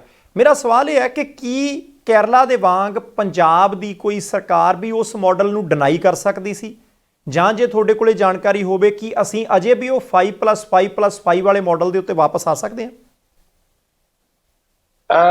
ਬਾਟ ਸਾਹਿਬ, ਜਿਹੜੀ ਤੁਸੀਂ ਗੱਲ ਕਰ ਰਹੇ ਹੋ ਕਿ ਕੀ ਸਰਕਾਰ ਡਿਨਾਈ ਕਰ ਸਕਦੀ ਸੀ, ਤਾਂ ਇਸ ਨੂੰ ਜੇ ਮੈਂ ਥੋੜਾ ਜਿਹਾ ਇਸ ਢੰਗ ਨਾਲ ਕਹਾਂ ਕਿ ਪੰਜਾਬ ਜਦੋਂ ਕਾਲੇ ਦੌਰ ਚੋਂ ਜਿਹੜਾ ਲੰਘਦਾ ਹੈ ਤੇ ਪੰਜਾਬ ਦੀ ਆਰਥਿਕਤਾ ਤੇ ਵੱਡੀ ਸੱਟ ਵੱਜਦੀ ਔਰ ਪੰਜਾਬ ਇੱਕ ਕਰਜ਼ਾਈ ਸਟੇਟ ਦੇ ਤੌਰ ਤੇ ਉੱਭਰਦਾ ਹੈ, ਔਰ ਉਸ ਦੇ ਕਾਰਨ ਜਿਹੜਾ ਸਾਡੇ ਕੋਲ ਵਿੱਤੀ ਜਿਹੜੀ ਹੈ ਕਮੀ ਮਹਿਸੂਸ ਹੁੰਦੀ ਹੈ, ਤਾਂ ਉਸ ਟਾਈਮ ਤੇ ਸਰਕਾਰ ਇੱਕ ਅਲਟਰਨੇਟ ਦੇ ਤੌਰ ਤੇ ਇਸ ਮਾਡਲ ਵੱਲ ਨੂੰ ਜਾਣਾ ਆਪਣੀ ਮਜਬੂਰੀ ਸਮਝਣ ਵਾਂਗ ਜਿਹੜਾ ਹੈ ਇਸ ਨੂੰ ਅਡਾਪਟ ਕਰਦੀ ਹੈ। ਪਰ ਜੇਕਰ ਅਸੀਂ ਇਸ ਨੂੰ ਡਿਨਾਈ ਵੀ ਕਰ ਦਈਏ, ਜੇ ਇਸ ਨੂੰ ਅਸੀਂ ਜਿਹੜਾ ਹੈ ਨਕਾਰ ਵੀ ਦਈਏ, ਤਾਂ ਵੀ ਅਸੀਂ ਇਸ ਨੂੰ 1966 ਤੋਂ ਹੀ ਜਿਹੜਾ ਹੈ ਵਿੱਤ ਦੇ ਪ੍ਰਬੰਧ ਨਾਲ ਦੇਖਦੇ ਹਾਂ, ਕਿਉਂਕਿ ਕੋਈ ਵੀ ਕੰਮ ਕਰਨ ਦੇ ਲਈ ਪੈਸੇ ਦੀ ਜ਼ਰੂਰਤ ਸਭ ਤੋਂ ਪਹਿਲੀ ਜ਼ਰੂਰਤ ਹੋਇਆ ਕਰਦੀ ਹੈ। 1966 ਦੇ ਵਿੱਚ ਕੇਰਲਾ ਤੇ ਪੰਜਾਬ ਦੀ ਜਿਹੜੀ ਹੈ ਸਕੂਲ ਸਿੱਖਿਆ ਨੂੰ ਦਿੱਤੇ ਜਾਂਦੇ ਵਿੱਤ ਨੂੰ ਅਸੀਂ ਜਦੋਂ ਦੇਖਦੇ ਹਾਂ ਤਾਂ ਸਟੇਟ ਜਿਹੜਾ ਹੈ SDP ਜਿਸ ਨੂੰ ਅਸੀਂ ਕਹਿੰਦੇ ਹਾਂ ਸਟੇਟ ਡੋਮੈਸਟਿਕ ਪ੍ਰੋਡਕਟ ਦੇ ਵਿੱਚੋਂ ਜਿਹੜਾ ਸ਼ੇਅਰ ਜਿਹੜਾ ਬਜਟ 'ਚ ਦਿੱਤਾ ਜਾਂਦਾ ਹੈ, ਅਸੀਂ ਦੇਖਦੇ ਹਾਂ ਪੰਜਾਬ 0.7% 1966 'ਚ ਦਿੰਦਾ ਤੇ ਕੇਰਲਾ ਉਦੋਂ ਹੀ 2.5% ਦਿੰਦਾ। ਅੱਛਾ ਡਾਕਟਰ ਸਾਹਿਬ, ਇੱਕੋ ਮਿੰਟ ਐਡਵਿਜ਼ੀਬਲ ਜਿਹੜਾ ਇੱਕੋ ਮਿੰਟ, ਜੇ ਸ਼ੁੱਧ ਪੰਜਾਬੀ 'ਚ ਪਿੰਡ ਵਾਲੀ ਪੰਜਾਬੀ 'ਚ ਸਮਝਾਉਣਾ ਹੋਵੇ ਤਾਂ ਕਿਸੇ ਸੂਬੇ ਦੇ ਕੁੱਲ ਬਜਟ ਚੋਂ ਜਿੰਨਾ ਬਜਟ ਐਜੂਕੇਸ਼ਨ ਤੇ ਖਰਚਿਆ ਜਾਂਦਾ, ਤੁਸੀਂ ਉਹਦੀ ਗੱਲ ਕਰ ਰਹੇ ਹੋ ਨਾ? ਹਾਂਜੀ, ਅਸਲ ਦੇ ਵਿੱਚ ਜੇ ਤੁਸੀਂ ਜਿਹੜੀ ਹੈ ਵਿੱਤ ਨੀਤੀ ਪੜ੍ਹੀ ਹੋਵੇ ਤੇ ਪਠਾਰੀ ਕਮਿਸ਼ਨ ਸਾਨੂੰ ਕਹਿੰਦੇ ਆ ਕਿ 6% ਸਾਨੂੰ ਆਪਣੇ GDP ਦਾ ਜਿਹੜਾ ਹੈ ਸਿੱਖਿਆ ਤੇ ਖਰਚ ਕਰਨਾ ਹੈ। ਬਿਲਕੁਲ। ਤੇ ਅਗਲੀ ਜਿਹੜੀ ਡਿਵੀਜ਼ਨ ਕੀਤੀ ਜਾਂਦੀ ਹੈ ਕਿ 3% ਸਕੂਲੀ ਸਿੱਖਿਆ ਨੂੰ ਦਿਓ ਤੇ 3% ਜਿਹੜੀ ਉਚੇਰੀ ਸਿੱਖਿਆ ਨੂੰ ਦਿਓ। ਕੇਰਲਾ ਉਸੇ ਨੂੰ ਫੋਲੋ ਕਰਦਾ ਔਰ ਨੀਅਰ ਅਬਾਊਟ ਜਿਹੜਾ ਅਸੀਂ ਕਹਿੰਦੇ ਹਾਂ ਕਿ 2.5% ਉਹ 1966 ਚ ਹੀ ਸਕੂਲੀ ਸਿੱਖਿਆ ਨੂੰ ਵਿੱਤ ਦੇਣਾ ਸ਼ੁਰੂ ਕਰਦਾ। ਅਸੀਂ 0.7% ਦਿੰਦੇ ਹਾਂ, 1% ਵੀ ਨਹੀਂ ਦੇ ਪਾਉਂਦੇ 1966 ਚ, ਜਿੱਥੋਂ ਅਸੀਂ ਡੀਰੇਲ ਹੋਣਾ ਸ਼ੁਰੂ ਹੁੰਦੇ ਹਾਂ। ਔਰ ਤੁਸੀਂ ਦੇਖੋ ਕੰਸਿਸਟੈਂਸੀ ਦੀ ਗੱਲ ਕਰਦੇ ਹਾਂ ਅਸੀਂ, ਕੰਸਿਸਟੈਂਸੀ ਇਹ ਹੈ ਕਿ ਅੱਜ 2019 ਦਾ ਡਾਟਾ ਮੇਰੇ ਕੋਲ ਲੇਟੈਸਟ ਹੈ ਕੇਰਲਾ ਦਾ, ਉਹ ਉਦੋਂ ਵੀ 2.5% ਹੀ ਦੇ ਰਿਹਾ, 2.5% ਹੀ ਦੇ ਰਿਹਾ। ਅਸੀਂ ਸਿਰਫ 0.86% ਆਪਣੇ ਜਿਹੜਾ ਹੈ ਸਟੇਟ ਡੋਮੈਸਟਿਕ ਪ੍ਰੋਡਕਟ ਦਾ ਦੇ ਰਹੇ ਹਾਂ, ਔਰ ਅਸੀਂ ਆਪਣੇ ਵਿੱਤ ਨੂੰ ਕਿਸੇ ਤਰ੍ਹਾਂ ਵੀ ਜਿਹੜਾ ਹੈ ਵਧਾ ਨਹੀਂ ਸਕੇ। ਪਰ ਸਾਡੇ ਕੋਲ ਇੱਕ ਸਮੱਸਿਆ ਜਿਹੜੀ ਸਭ ਤੋਂ ਵੱਡੀ ਉੱਭਰੀ, ਉਹ ਇਹ ਹੈ ਕਿ ਜੇਕਰ ਤੁਸੀਂ ਪੰਜਾਬ ਦੇ ਵਿੱਚ ਸਕੂਲਾਂ ਦੀ ਵਧੀ ਗਿਣਤੀ ਨੂੰ ਦੇਖੋ, ਇਸ ਟਾਈਮ ਸਾਡੇ ਕੋਲ 13,000 ਪਿੰਡ ਹੈ ਜੀ, ਤੇ ਅਸੀਂ 200 ਜਿਹੜਾ ਹੈ ਸ਼ਹਿਰੀ ਤੇ ਜਿਹੜੇ ਹੈ ਜਿਹਨੂੰ ਅਸੀਂ ਕਸਬੇ ਆਖਦੇ ਹਾਂ, ਕਸਬਿਆਂ ਨੂੰ ਪਾ ਲਈਏ ਤਾਂ ਸਾਡੇ ਕੋਲ 13,500 ਦੇ ਕਰੀਬ ਜਿਹੜੇ ਹੈ ਰਿਹਾਇਸ਼ੀ ਇਲਾਕੇ ਬਣਦੇ ਹੈ, ਤੇ ਸਾਡੇ ਕੋਲ ਇਸ ਟਾਈਮ 29,000 ਦੇ ਕੋਲ ਨੇੜੇ ਤੇੜੇ ਦੇ ਜਿਹੜੇ ਹੈ ਸਕੂਲਾਂ ਦੀ ਗਿਣਤੀ ਹੈ। ਅਸੀਂ ਸਕੂਲ ਇਸ ਕਰਕੇ ਵਧਾ ਲਏ, ਉਹ ਸਾਡੀ ਏਡੀ ਵੱਡੀ ਜ਼ਰੂਰਤ ਤਾਂ ਨਹੀਂ ਸੀ, ਕਿ ਇੱਕ ਤਾਂ ਅਸੀਂ ਇਹਨੂੰ ਕਹਿੰਦੇ ਆ ਕਿ ਸਾਡੇ ਜਥੇਦਾਰਾ ਕਲਚਰ ਨੇ, ਕਿ ਸਾਡੇ ਜਥੇਦਾਰ ਦੇ ਪਿੰਡ ਦੇ ਸਰਪੰਚਾਂ 'ਚ ਇੱਕ ਦੌੜ ਲੱਗੀ ਹੈ ਕਿ ਪਿਛਲੇ ਜਥੇਦਾਰ ਨੇ ਪਿੰਡ 'ਚ ਪ੍ਰਾਇਮਰੀ ਸਕੂਲ ਮਿਡਲ ਕਰਾਇਆ, ਹੁਣ ਮੈਂ ਹਾਈ ਕਰਾਉਣਾ, ਤੇ ਅਗਲਾ ਜਿਹੜਾ ਸਰਪੰਚ ਆ ਉਹ ਕਹਿੰਦਾ ਮੈਂ ਸੈਕੰਡਰੀ ਕਰਾਉਣਾ। ਇਸੇ ਦੌੜ ਦੇ ਵਿੱਚ ਅਸੀਂ ਸਕੂਲਾਂ ਦਾ ਐਡਾ ਵੱਡਾ ਜਿਹੜਾ ਹੈ ਜਾਲ ਵਿਛਾ ਲਿਆ, ਔਰ ਉਹ ਇੰਨਾ ਭਾਰੀ, ਸਾਡਾ ਆਪਣਾ ਹੀ ਕਹਿੰਦੇ ਹੁੰਦੇ ਵੀ ਲਹਿੰਗਾ ਭਾਰੀ ਹੋ ਗਿਆ, ਹੁਣ ਸਾਡੇ ਤੋਂ ਆਪ ਹੀ ਤੁਰਿਆ ਨਹੀਂ ਜਾਂਦਾ। ਅੱਛਾ ਡਾਕਟਰ ਸਾਹਿਬ, ਮੈਨੂੰ ਇੱਕ ਗੱਲ ਦੱਸਿਓ, ਜੇ ਉਹ 2.5% ਬਜਟ ਕੇਰਲਾ ਵਾਲੇ ਸਕੂਲਾਂ ਤੇ ਖਰਚਦੇ ਆ, ਅਸੀਂ 0.10% ਵੀ ਨਹੀਂ ਖਰਚਦੇ, ਜਾਣੀ ਸਾਡੀ ਤਰਜੀਹ ਇੰਨੀ ਕਾ ਕਿ ਜੇ ਸਾਡੇ ਕੋਲੇ 100 ਰੁਪਈਆ ਤੇ ਅਸੀਂ ਇਹ 10 ਵੀ ਨਹੀਂ ਖਰਚਦੇ ਉਹਦੇ ਵਿੱਚੋਂ ਐਜੂਕੇਸ਼ਨ ਦੇ ਉੱਤੇ। ਸਾਡੀ ਲੀਡਰਸ਼ਿਪ ਦੀ ਸਿਆਣਪ ਹੀ ਇੰਨੀ ਕਾ, ਮਜਬੂਰੀ ਕਹਿ ਲਓ, ਕੁਛ ਕਹਿ ਲਓ, ਜੇ ਸਰਕਾਰ ਦੀਆਂ ਨਵੀਆਂ ਗੱਡੀਆਂ ਉਹਨਾਂ ਦੇ ਉੱਤੇ ਲਾਲ ਬੱਤੀਆਂ ਲੱਗ ਸਕਦੀਆਂ, ਨਾਲ 20-20 25-25 ਗਨਮੈਨ ਰੱਖੇ ਜਾ ਸਕਦੇ ਆ, ਜੇ ਮਹਿੰਗੇ ਸਮਾਗਮ ਕਰਾਏ ਜਾ ਸਕਦੇ ਆ, ਘਰਾਂ ਦੇ ਪਰਦੇ ਬਦਲਾਏ ਜਾ ਸਕਦੇ ਆ, ਤਾਂ ਸ਼ਾਇਦ ਸਿੱਖਿਆ ਦਾ ਬਜਟ ਵੀ ਵਧਾਇਆ ਜਾ ਸਕਦਾ ਸੀ। ਤਰਜੀਹ ਨਹੀਂ। ਫਾਇਦਾ ਕੀ ਹੋਇਆ ਜੀ? ਕੇਰਲਾ ਨੂੰ ਕੀ ਫਾਇਦਾ ਹੋਇਆ ਉਹ ਨੀਤੀ ਨਾ ਅਪਣਾਉਣ ਦਾ, ਵੱਧ ਬਜਟ ਖਰਚਣ ਦਾ? ਅੱਜ ਥੋੜਾ ਜਿਹਾ ਕੰਪੈਰੀਜ਼ਨ ਕਰਕੇ ਦੱਸਿਓ ਕਿ ਕੇਰਲਾ ਪੰਜਾਬ ਦੇ ਮੁਕਾਬਲੇ ਜੇ ਇੱਕੋ ਸਮੇਂ ਸੂਬੇ ਬਣੇ, ਤਕਰੀਬਨ ਇੱਕੋ ਤਰ੍ਹਾਂ ਦੀ ਨੀਤੀ ਸੀ, ਉਹਨਾਂ ਨੇ ਡਰਾਈ ਕਰ ਦਿੱਤੀ, ਅਸੀਂ ਐਕਸੈਪਟ ਕਰ ਲਈ, ਫਰਕ ਕੀ ਹੈ? ਕਿੰਨਾ ਕੁ ਉਹਨਾਂ ਦਾ ਪੱਧਰ ਸਾਡੇ ਤੋਂ ਉੱਚਾ ਜਾਂ ਨੀਵਾਂ? ਜਦੋਂ ਅਸੀਂ ਇਸ ਨੂੰ ਦੇਖਣ ਦੀ ਕੋਸ਼ਿਸ਼ ਕਰਦੇ ਹਾਂ ਤਾਂ ਅੱਜ ਪਹਿਲੀ ਤਾਂ ਗੱਲ ਕਿ ਸਾਖਰਤਾ ਦਰ ਦੇ ਵਿੱਚ ਜਿਹੜਾ ਹੈ ਕੇਰਲਾ ਪੂਰੇ ਭਾਰਤ ਨੂੰ ਲੀਡ ਕਰਦਾ ਦਿਖਦਾ ਹੈ, ਜਿਹੜਾ ਕਿ 99.4% ਦੀ ਸਾਖਰਤਾ ਦਰ ਦੇ ਨਾਲ ਪੰਜਾਬ ਜਿਹੜਾ ਭਾਰਤ 'ਚ ਸਭ ਤੋਂ ਵੱਧ ਸਾਖਰ ਜਿਹੜਾ ਹੈ ਸਟੇਟ ਦੇ ਤੌਰ ਤੇ ਉੱਭਰਿਆ। ਸਿੱਖਿਆ ਦੀ ਸਾਨੂੰ ਜ਼ਰੂਰਤ ਕਿਉਂ ਪਈ? ਆਮ ਤੌਰ ਤੇ ਇੱਕ ਵਿਚਾਰਧਾਰਾ ਇਹ ਵੀ ਉੱਭਰ ਕੇ ਆਉਂਦੀ ਹੈ ਵੀ ਸਾਰਿਆਂ ਨੂੰ ਪੜ੍ਹਾਉਣਾ ਕਿਉਂ ਜ਼ਰੂਰੀ ਹੈ, ਕਿਉਂਕਿ ਸਰਕਾਰਾਂ ਤਾਂ ਜਿੰਨੇ ਕੁ ਲੋਕ ਪੜ੍ਹ ਰਹੇ ਆ ਉਹਨਾਂ ਨੂੰ ਵੀ ਰੁਜ਼ਗਾਰ ਨਹੀਂ ਦੇ ਸਕਦੀਆਂ। ਤਾਂ ਬਾਟ ਸਾਹਿਬ, ਇੱਕ ਗੱਲ ਜਿਹੜੀ ਆਮ ਜਿਹੜੀ ਹੈ ਸਮਝ ਦੇ ਵਿੱਚ ਆਉਣ ਵਾਸਤੇ ਦੱਸਣੀ ਜ਼ਰੂਰੀ ਹੁੰਦੀ ਹੈ ਕਿ ਜਿਹੜੀ ਸਿੱਖਿਆ ਹੈ, ਖਾਸ ਤੌਰ ਤੇ ਜਿਹੜੀ ਸਕੂਲੀ ਸਿੱਖਿਆ ਹੈ, ਉਹ ਕਿਸੇ ਰੁਜ਼ਗਾਰ ਨਾਲ ਜੁੜੀ ਹੋਈ ਨਹੀਂ ਹੁੰਦੀ। ਅਸੀਂ ਇੱਕ ਸੁਚੱਜਾ ਸਮਾਜ ਸਿਰਜਣਾ ਹੁੰਦਾ, ਤੇ ਸੁਚੱਜੇ ਸਮਾਜ ਦੇ ਵਿੱਚ ਸਾਨੂੰ ਜਾਗਰੂਕ ਜਿਹੜੇ ਹੈ ਨਾਗਰਿਕਾਂ ਦੀ ਲੋੜ ਹੁੰਦੀ ਹੈ, ਤੇ ਜਿਹੜੇ ਜਾਗਰੂਕ ਨਾਗਰਿਕ ਨੇ ਜਦੋਂ ਉਹ ਸਾਡੇ ਕੋਲ ਹੋਇਆ ਕਰਦੇ ਆ ਤਾਂ ਅਸੀਂ ਕਹਿੰਦੇ ਆ ਕਿ ਸਾਡੇ ਜਿਹੜਾ ਹੈ ਕ੍ਰਾਈਮ ਨਹੀਂ ਹੈ, ਸਾਡੇ ਕੋਲ ਜਿਹੜਾ ਇੱਕ ਸਿਹਤਮੰਦ ਸਮਾਜ ਹੈ। ਤੇ ਅਸੀਂ ਜਦੋਂ ਯੂਰਪੀ ਦੇਸ਼ਾਂ ਵੱਲ ਅੱਜ ਭੱਜਦੇ ਹਾਂ ਤੇ ਸਭ ਤੋਂ ਪਹਿਲੀ ਜਿਹੜੀ ਉਹਨਾਂ ਦੀ ਚੰਗਿਆਈ ਅਸੀਂ ਕਰਦੇ ਹਾਂ ਉਹ ਇਹੀ ਆਖਦੇ ਹਾਂ ਕਿ ਉਹ ਸੁਰੱਖਿਅਤ ਹੈ, ਉਹ ਸਿਹਤਮੰਦ ਹੈ, ਤੇ ਉਹ ਜਿਹੜਾ ਬੜੇ ਅਵੇਅਰ ਜਿਹੜੇ ਜਾਗਰੂਕ ਨਾਗਰਿਕ ਨੇ ਤੇ ਬੜੇ ਅਨੁਸ਼ਾਸਨ ਪਸੰਦ ਨੇ, ਤੇ ਉੱਥੇ ਕਿਸੇ ਤਰ੍ਹਾਂ ਦਾ ਹਿੰਸਾ ਹੋਣ ਦੀ ਸੰਭਾਵਨਾ ਨਹੀਂ ਹੈ। ਤੇ ਸਾਡੀ ਇਹੀ ਚੀਜ਼ ਸਾਡੀ ਸਭ ਤੋਂ ਪਹਿਲੀ ਪ੍ਰਾਥਮਿਕਤਾ ਬਣਦੀ ਹੈ। ਤਾਂ ਸਿੱਖਿਆ ਦੇ ਵਿੱਚ ਵੀ ਸਾਨੂੰ ਐਵੇਂ ਹੀ ਕਰਨਾ ਹੈ, ਔਰ ਇਹ ਸਾਰਾ ਕੁਝ ਅਸੀਂ ਦੇਖਦੇ ਹਾਂ ਕਿ ਜਿਵੇਂ ਹੀ ਜਿਹੜਾ ਕੇਰਲਾ ਸਾਖਰ ਹੁੰਦਾ ਹੈ, ਉਹਦੀ ਜਨਸੰਖਿਆ ਦੀ ਜਿਹੜੀ ਵਾਧਾ ਦਰ ਹੈ ਉਹ ਜਿਹੜੀ ਕੰਟਰੋਲ 'ਚ ਆਉਂਦੀ ਹੈ, ਉਸ ਦੇ ਨਾਲ ਨਾਲ ਉਹਦੀ ਜਿਹੜੀ ਲਿੰਗ ਅਨੁਪਾਤ ਜੇਕਰ ਤੁਸੀਂ ਦੇਖੋ ਉਹ 1032 ਦੇ ਨਾਲ ਪੂਰੇ ਭਾਰਤ ਨੂੰ ਫਿਰ ਤੋਂ ਲੀਡ ਕਰਦਾ ਦਿਖਦਾ, ਜਦੋਂ ਔਰਤਾਂ ਦੀ ਗਿਣਤੀ ਮਰਦਾਂ ਨਾਲੋਂ 32 ਵੱਧ ਜਾਂਦੀ ਹੈ 1000 ਪਿੱਛੇ ਜੀ। ਤੇ ਪੰਜਾਬ ਦੇ ਸਿਰ ਕੁੜੀ ਮਾਰਾਂ ਦਾ ਜਿਹੜਾ ਹੈ ਇੱਕ ਦਾਗ ਲੱਗ ਜਾਂਦਾ ਹੈ। ਹਾਂ, ਗੁਰੂ ਨਾਨਕ ਦੇ ਵਰਸੋਇਆਂ ਦੇ ਨਾਂ ਦੇ ਉੱਪਰ ਜਿਹੜਾ ਇਹ ਕਲੰਕ ਲੱਗਣਾ, ਇਹ ਵੀ ਸਾਡੀ ਉਸੇ ਮਾੜੀ ਸਿੱਖਿਆ ਪ੍ਰਬੰਧ ਦਾ ਜਿਹੜਾ ਹੈ ਨਤੀਜਾ ਹੈ। ਔਰ ਅੱਜ ਅਸੀਂ ਸਭ ਤੋਂ ਜ਼ਿਆਦਾ ਡਰਗੀ ਜਿਹੜਾ ਨਸ਼ੇੜੀਆਂ ਦੇ ਵਿੱਚ ਮੰਨੇ ਜਾਂਦੇ ਆ, ਤੇ ਕ੍ਰਾਈਮ ਜਿਹੜਾ ਹੈ ਗੈਂਗਵਾਰ ਤੁਸੀਂ ਪਿਛਲੇ 2-3 ਸਾਲਾਂ 'ਚ ਸੁਣਦੇ ਰਹੇ ਹੋਵੋਗੇ, ਇਹ ਸਾਰਾ ਕੁਝ ਜਿਹੜਾ ਹੈ ਮਾੜੀ ਸਿੱਖਿਆ ਦੇ ਨਤੀਜੇ ਵਜੋਂ ਸਾਨੂੰ ਭੁਗਤਣਾ ਪੈ ਰਿਹਾ ਜੀ।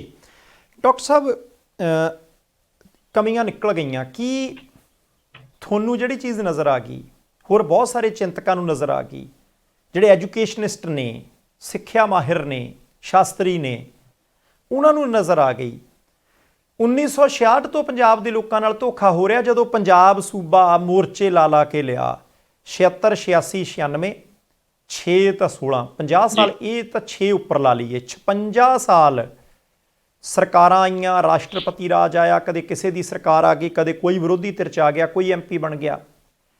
ਤੁਹਾਨੂੰ ਕੀ ਲੱਗਦਾ ਕਿ ਕਿਸੇ ਨੂੰ ਨਜ਼ਰ ਹੀ ਨਹੀਂ ਆਇਆ ਹੋਊਗਾ ਕਿ ਪੰਜਾਬ ਐਜੂਕੇਸ਼ਨ ਦੇ ਪੱਖੋਂ ਥੱਲੇ ਜਾ ਰਿਹਾ, ਗਰਕ ਹੋ ਰਿਹਾ, ਕ੍ਰਾਈਮ ਵੀ ਉਹਦੇ ਨਾਲ ਵਧੂਗਾ, ਭਵਿੱਖ 'ਚ ਸਮੱਸਿਆਵਾਂ ਆਉਣਗੀਆਂ, ਲੋਕਾਂ ਦੀ ਸਮਝ ਘਟੂਗੀ ਤਾਂ ਚੰਗਾ ਫੈਸਲਾ ਕਿੱਦਾਂ ਲੈਣਗੇ? ਨਜ਼ਰ ਹੀ ਨਹੀਂ ਆਇਆ ਹੋਊਗਾ, ਜਾਂ ਜਾਣ ਬੁੱਝ ਕੇ ਅੱਖਾਂ ਬੰਦ ਕਰਕੇ ਬੈਠ ਰਿਹਾ ਕਿ ਭਾਈ ਦੇਖਣਾ ਹੀ ਨਹੀਂ?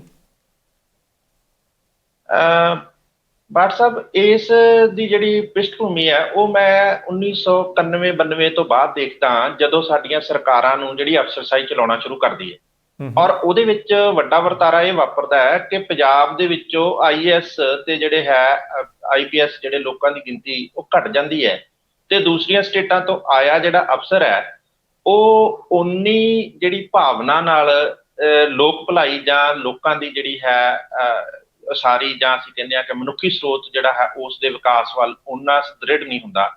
ਔਰ ਜਿਹੜੀ ਇੱਕ ਉਹਨਾਂ ਨੂੰ ਪਾਵਰਾਂ, ਅਸੀਮ ਤਾਕਤਾਂ ਮਿਲਦੀਆਂ ਨੇ, ਜਿਹੜਾ ਅਸੀਂ ਟੈਰਰਿਜ਼ਮ ਦਾ ਦੌਰ ਦੇਖਦੇ ਹਾਂ, ਉਸ ਤੋਂ ਬਾਅਦ ਉਹ ਲੋਕ ਇੰਨੇ ਕੁ ਜਿਹੜਾ ਹੈ ਕਰਪਸ਼ਨ ਤੇ ਹੋਰ ਚੀਜ਼ਾਂ 'ਚ ਗਰਕ ਜਾਂਦੇ ਆ ਕਿ ਉਹਨਾਂ ਦਾ ਜਿਹੜਾ ਮਕਸਦ ਹੈ ਉਹ ਹੋਰ ਤਰ੍ਹਾਂ ਦਾ ਹੋ ਜਾਂਦਾ ਹੈ। ਤੇ ਸਾਡੀ ਲੀਡਰਸ਼ਿਪ ਇੰਨੀ ਕੁ ਜਿਹੜਾ ਹੈ ਕਹਿ ਸਕਦੇ ਹਾਂ ਕਿ ਨਖਿੱਧ ਹੋ ਜਾਂਦੀ ਹੈ ਕਿ ਉਹ ਇਹ ਸਾਰਾ ਕੁਝ ਅਫਸਰਸ਼ਾਹੀ ਤੇ ਛੱਡ ਕੇ ਤੇ ਆਪ ਜਿਹੜੀ ਹੈ ਉਹਦੇ ਵਿੱਚੋਂ ਨਿਕਲਣ ਦਾ ਕੰਮ ਕਰਦੀ ਹੈ। ਤੇ ਉਹ ਫਿਰ ਜਿਹੜੀਆਂ ਏਸੀ ਕਮਰਿਆਂ 'ਚ ਬੈਠ ਕੇ ਬਣੀਆਂ ਨੀਤੀਆਂ ਨੇ, ਉਹਨਾਂ ਦੇ ਨਤੀਜੇ ਅਸੀਂ ਅੱਜ ਪੀੜਾ ਦੇ ਰੂਪ 'ਚ ਭੋਗਦੇ ਹਾਂ।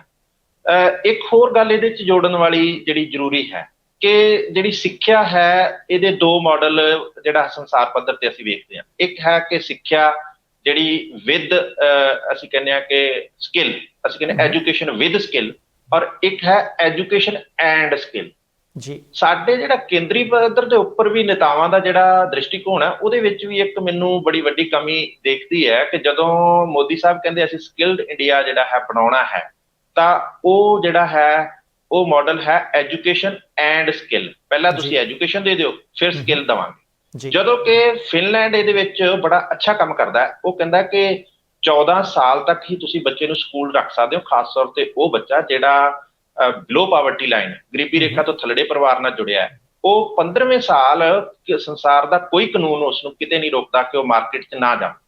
ਤਾਂ ਉਹ ਕਹਿੰਦੇ ਆ ਕਿ ਜੇ ਬੱਚਾ ਤੁਸੀਂ ਸਕਿੱਲ ਦੇ ਨਾਲ ਮਾਰਕੀਟ 'ਚ ਭੇਜੋ ਤੇ ਉਹਦੀ ਜਿਹੜੀ ਆਮਦਨੀ ਜਿਹੜੀ ਹੈ ਪ੍ਰਾਪਤ ਕਰਨ ਦੀ, ਜਾਂ ਜਿਹੜਾ ਹੈ ਉਸਨੂੰ ਪੈਦਾ ਕਰਨ ਦੀ ਜਿਹੜੀ ਯੋਗਤਾ ਹੈ, ਉਹ ਮਾਰਕੀਟ ਦੇ ਵਿੱਚ ਜ਼ਿਆਦਾ ਹੋਏਗੀ। ਤੇ ਇਸ ਕਰਕੇ ਸਾਡੇ ਲੀਡਰਸ਼ਿਪ ਇਹ ਨਹੀਂ ਸਮਝ ਪਾਈ ਕਿ ਜਿਹੜੀ ਇਹ ਸਿੱਖਿਆ ਹੈ ਇਹ ਸਕਿੱਲ ਨਾਲ ਜੁੜੇਗੀ, ਤੇ ਇਸ ਲਈ ਸਾਨੂੰ ਸਿੱਖਿਆ ਤੇ ਵੱਧ ਧਿਆਨ ਦੇਣਾ ਚਾਹੀਦਾ ਹੈ। ਔਰ ਫਿਨਲੈਂਡ ਕੀ ਕਰਦਾ ਹੈ? ਫਿਨਲੈਂਡ ਆਪਣੇ ਮੁੱਢਲੇ ਜਿਹੜੀ ਸਕੂਲੀ ਸਿੱਖਿਆ ਹੈ ਉਹਨੂੰ ਹੀ ਡਿਊਲ ਡਿਗਰੀ ਪ੍ਰੋਗਰਾਮ 'ਚ ਬਦਲ ਦਿੰਦਾ ਹੈ। ਉਹ 11 ਸਾਲ ਤੱਕ ਉਹਨਾਂ ਨੂੰ ਅਰਥਮੈਟਿਕਸ ਪਾਉਂਦਾ ਤੇ ਫਿਰ 3 ਸਾਲ ਉਹ ਸਕਿੱਲ ਦਾ ਡਿਪਲੋਮਾ ਦੇ ਕੇ, ਤੇ 14ਵੇਂ ਸਾਲ ਉਹ ਕਹਿੰਦਾ ਕਿ ਤੁਸੀਂ ਇੱਕ ਸਕਿੱਲਡ ਡਿਪਲੋਮੇ ਦੇ ਨਾਲ ਹੁਣ ਜਿਹੜੀ ਹੈ ਲੇਬਰ ਮਾਰਕੀਟ 'ਚ ਜਾ ਸਕਦੇ ਹੋ, ਜਿਹੜਾ ਕਿ ਵਿਜ਼ਨ ਸਾਡੇ ਲੋਕਾਂ ਜਾਂ ਸਾਡੇ ਲੀਡਰਾਂ 'ਚ ਉਹਨਾਂ ਸਿਰਦਤਾ ਨਾਲ ਜਿਹੜਾ ਹੈ ਦਿਖਾਈ ਨਹੀਂ। ਡਾਕਟਰ ਸਾਹਿਬ, ਕਈ ਵਾਰੀ ਇਹ ਕਹਿ ਦਿੱਤਾ ਜਾਂਦਾ ਕਿ ਇਹ ਪੱਛਮੀ ਦੇਸ਼ਾਂ ਦੇ ਮਾਡਲ ਭਾਰਤ ਵਰਗੇ ਦੇਸ਼ ਦੇ ਵਿੱਚ ਸ਼ਾਇਦ ਲਾਗੂ ਕਰਨੇ ਔਖੇ ਨੇ, ਬਹੁਤ ਔਖਾ, ਬਜਟ ਬੜੇ ਲੱਗਣੇ ਆ, ਜਾਂ ਉੱਥੋਂ ਦੇ ਹਾਲਾਤ ਹੋਰ ਨੇ। ਕੀ ਸੰਭਵ ਹੈ ਕਿ ਫਿਨਲੈਂਡ ਦਾ ਜਿਹੜਾ ਸਕਿੱਲ ਨਾਲ ਜੋੜ ਕੇ ਰੱਖਣ ਦਾ, ਕਿਸੇ ਵੀ ਕੰਮ ਦੇ ਵਿੱਚ ਪੜ੍ਹਾਈ ਦੇ ਨਾਲ ਨਾਲ ਮੁਹਾਰਤ ਹਾਸਲ ਕਰਾਉਣ ਦਾ ਮਾਡਲ ਈਜ਼ੀਲੀ, ਆਸਾਨੀ ਦੇ ਨਾਲ ਪੰਜਾਬ ਜਾਂ ਭਾਰਤ 'ਚ ਲਾਗੂ ਹੋ ਸਕਦਾ? ਬਿਲਕੁਲ ਹੋ ਸਕਦਾ ਹੈ। ਔਰ ਇਹਦੇ ਵਿੱਚ ਦੋ ਗੱਲਾਂ ਜਿਹੜੀਆਂ ਅਸੀਂ ਦੇਖਦੇ ਹਾਂ, ਇੱਕ ਤਾਂ ਇਹ ਹੈ ਕਿ ਸਾਡੇ ਜਿਹੜਾ ਬੱਚੇ ਨੂੰ ਜਿਹੜਾ ਪ੍ਰਭਾਸ਼ਿਤ ਕਰਨ ਦਾ ਜਿਹੜਾ ਸਾਡਾ ਆਪਣਾ ਵਿਚਾਰ ਹੈ, ਤੇ ਜਿਹੜਾ ਯੂਰਪ ਦਾ ਜਾਂ ਪੱਛਮੀ ਦੇਸ਼ਾਂ ਦਾ ਵਿਚਾਰ ਹੈ, ਉਹਦੇ ਵਿੱਚ ਅੰਤਰ ਹੈ।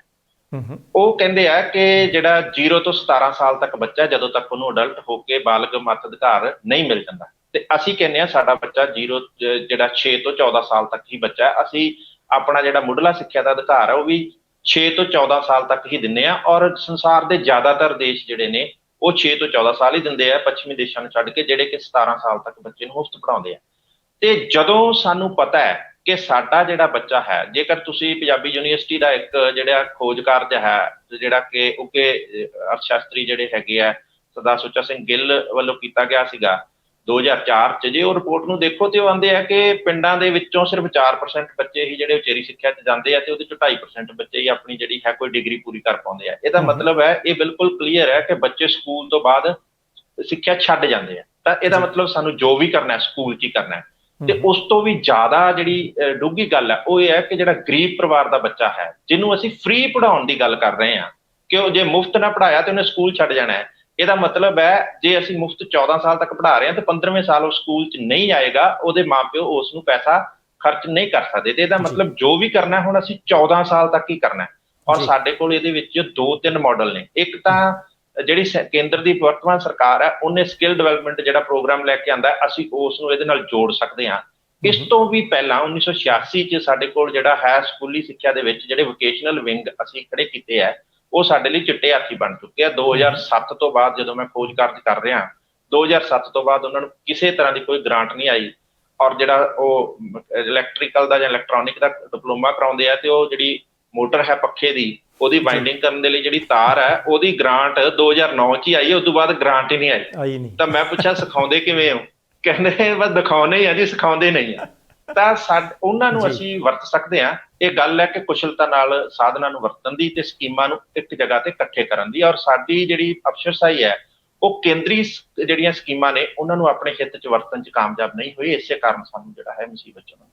ਅੱਛਾ ਡਾਕਟਰ ਸਾਹਿਬ, ਤੁਸੀਂ ਨਾ 3 ਵਾਰੀ ਇੱਕ ਸ਼ਬਦ ਵਰਤਿਆ, ਮੁਫਤ, ਮੁਫਤ ਤੇ ਮੁਫਤ। ਮੁਫਤੀ ਹੈ ਸਿੱਖਿਆ, ਸਰਕਾਰ ਇੰਨੇ ਪੈਸੇ ਲਾਉਂਦੀ ਹੈ, ਬੱਚਿਆਂ ਨੂੰ ਮਿਡ ਡੇ ਮੀਲ ਦਾ ਪ੍ਰਬੰਧ ਕਰਕੇ ਦਿੰਦੀ ਹੈ, ਵਰਦੀਆਂ ਦਿੰਦੀ ਹੈ, 20 ਕੁਛ ਹੋਰ ਦਿੰਦੀ ਹੈ, ਕਿਤਾਬਾਂ ਦਿੰਦੀ ਹੈ। ਜਾਣੀ ਠੋਕ ਵਜਾ ਕੇ ਸਾਡੀ ਲੀਡਰਸ਼ਿਪ ਇਹ ਕਹਿੰਦੀ ਕਿ ਭਾਰਤ ਦੇ ਵਿੱਚ, ਪੰਜਾਬ ਦੇ ਵਿੱਚ ਮੁਫਤ ਹੈ ਸਿੱਖਿਆ, ਤੁਹਾਡੇ ਤੋਂ ਇੱਕ ਆਨਾ ਨਹੀਂ ਲਿਆ ਜਾਂਦਾ, ਤੁਸੀਂ ਬੱਚੇ ਇੱਥੇ ਭੇਜੋ।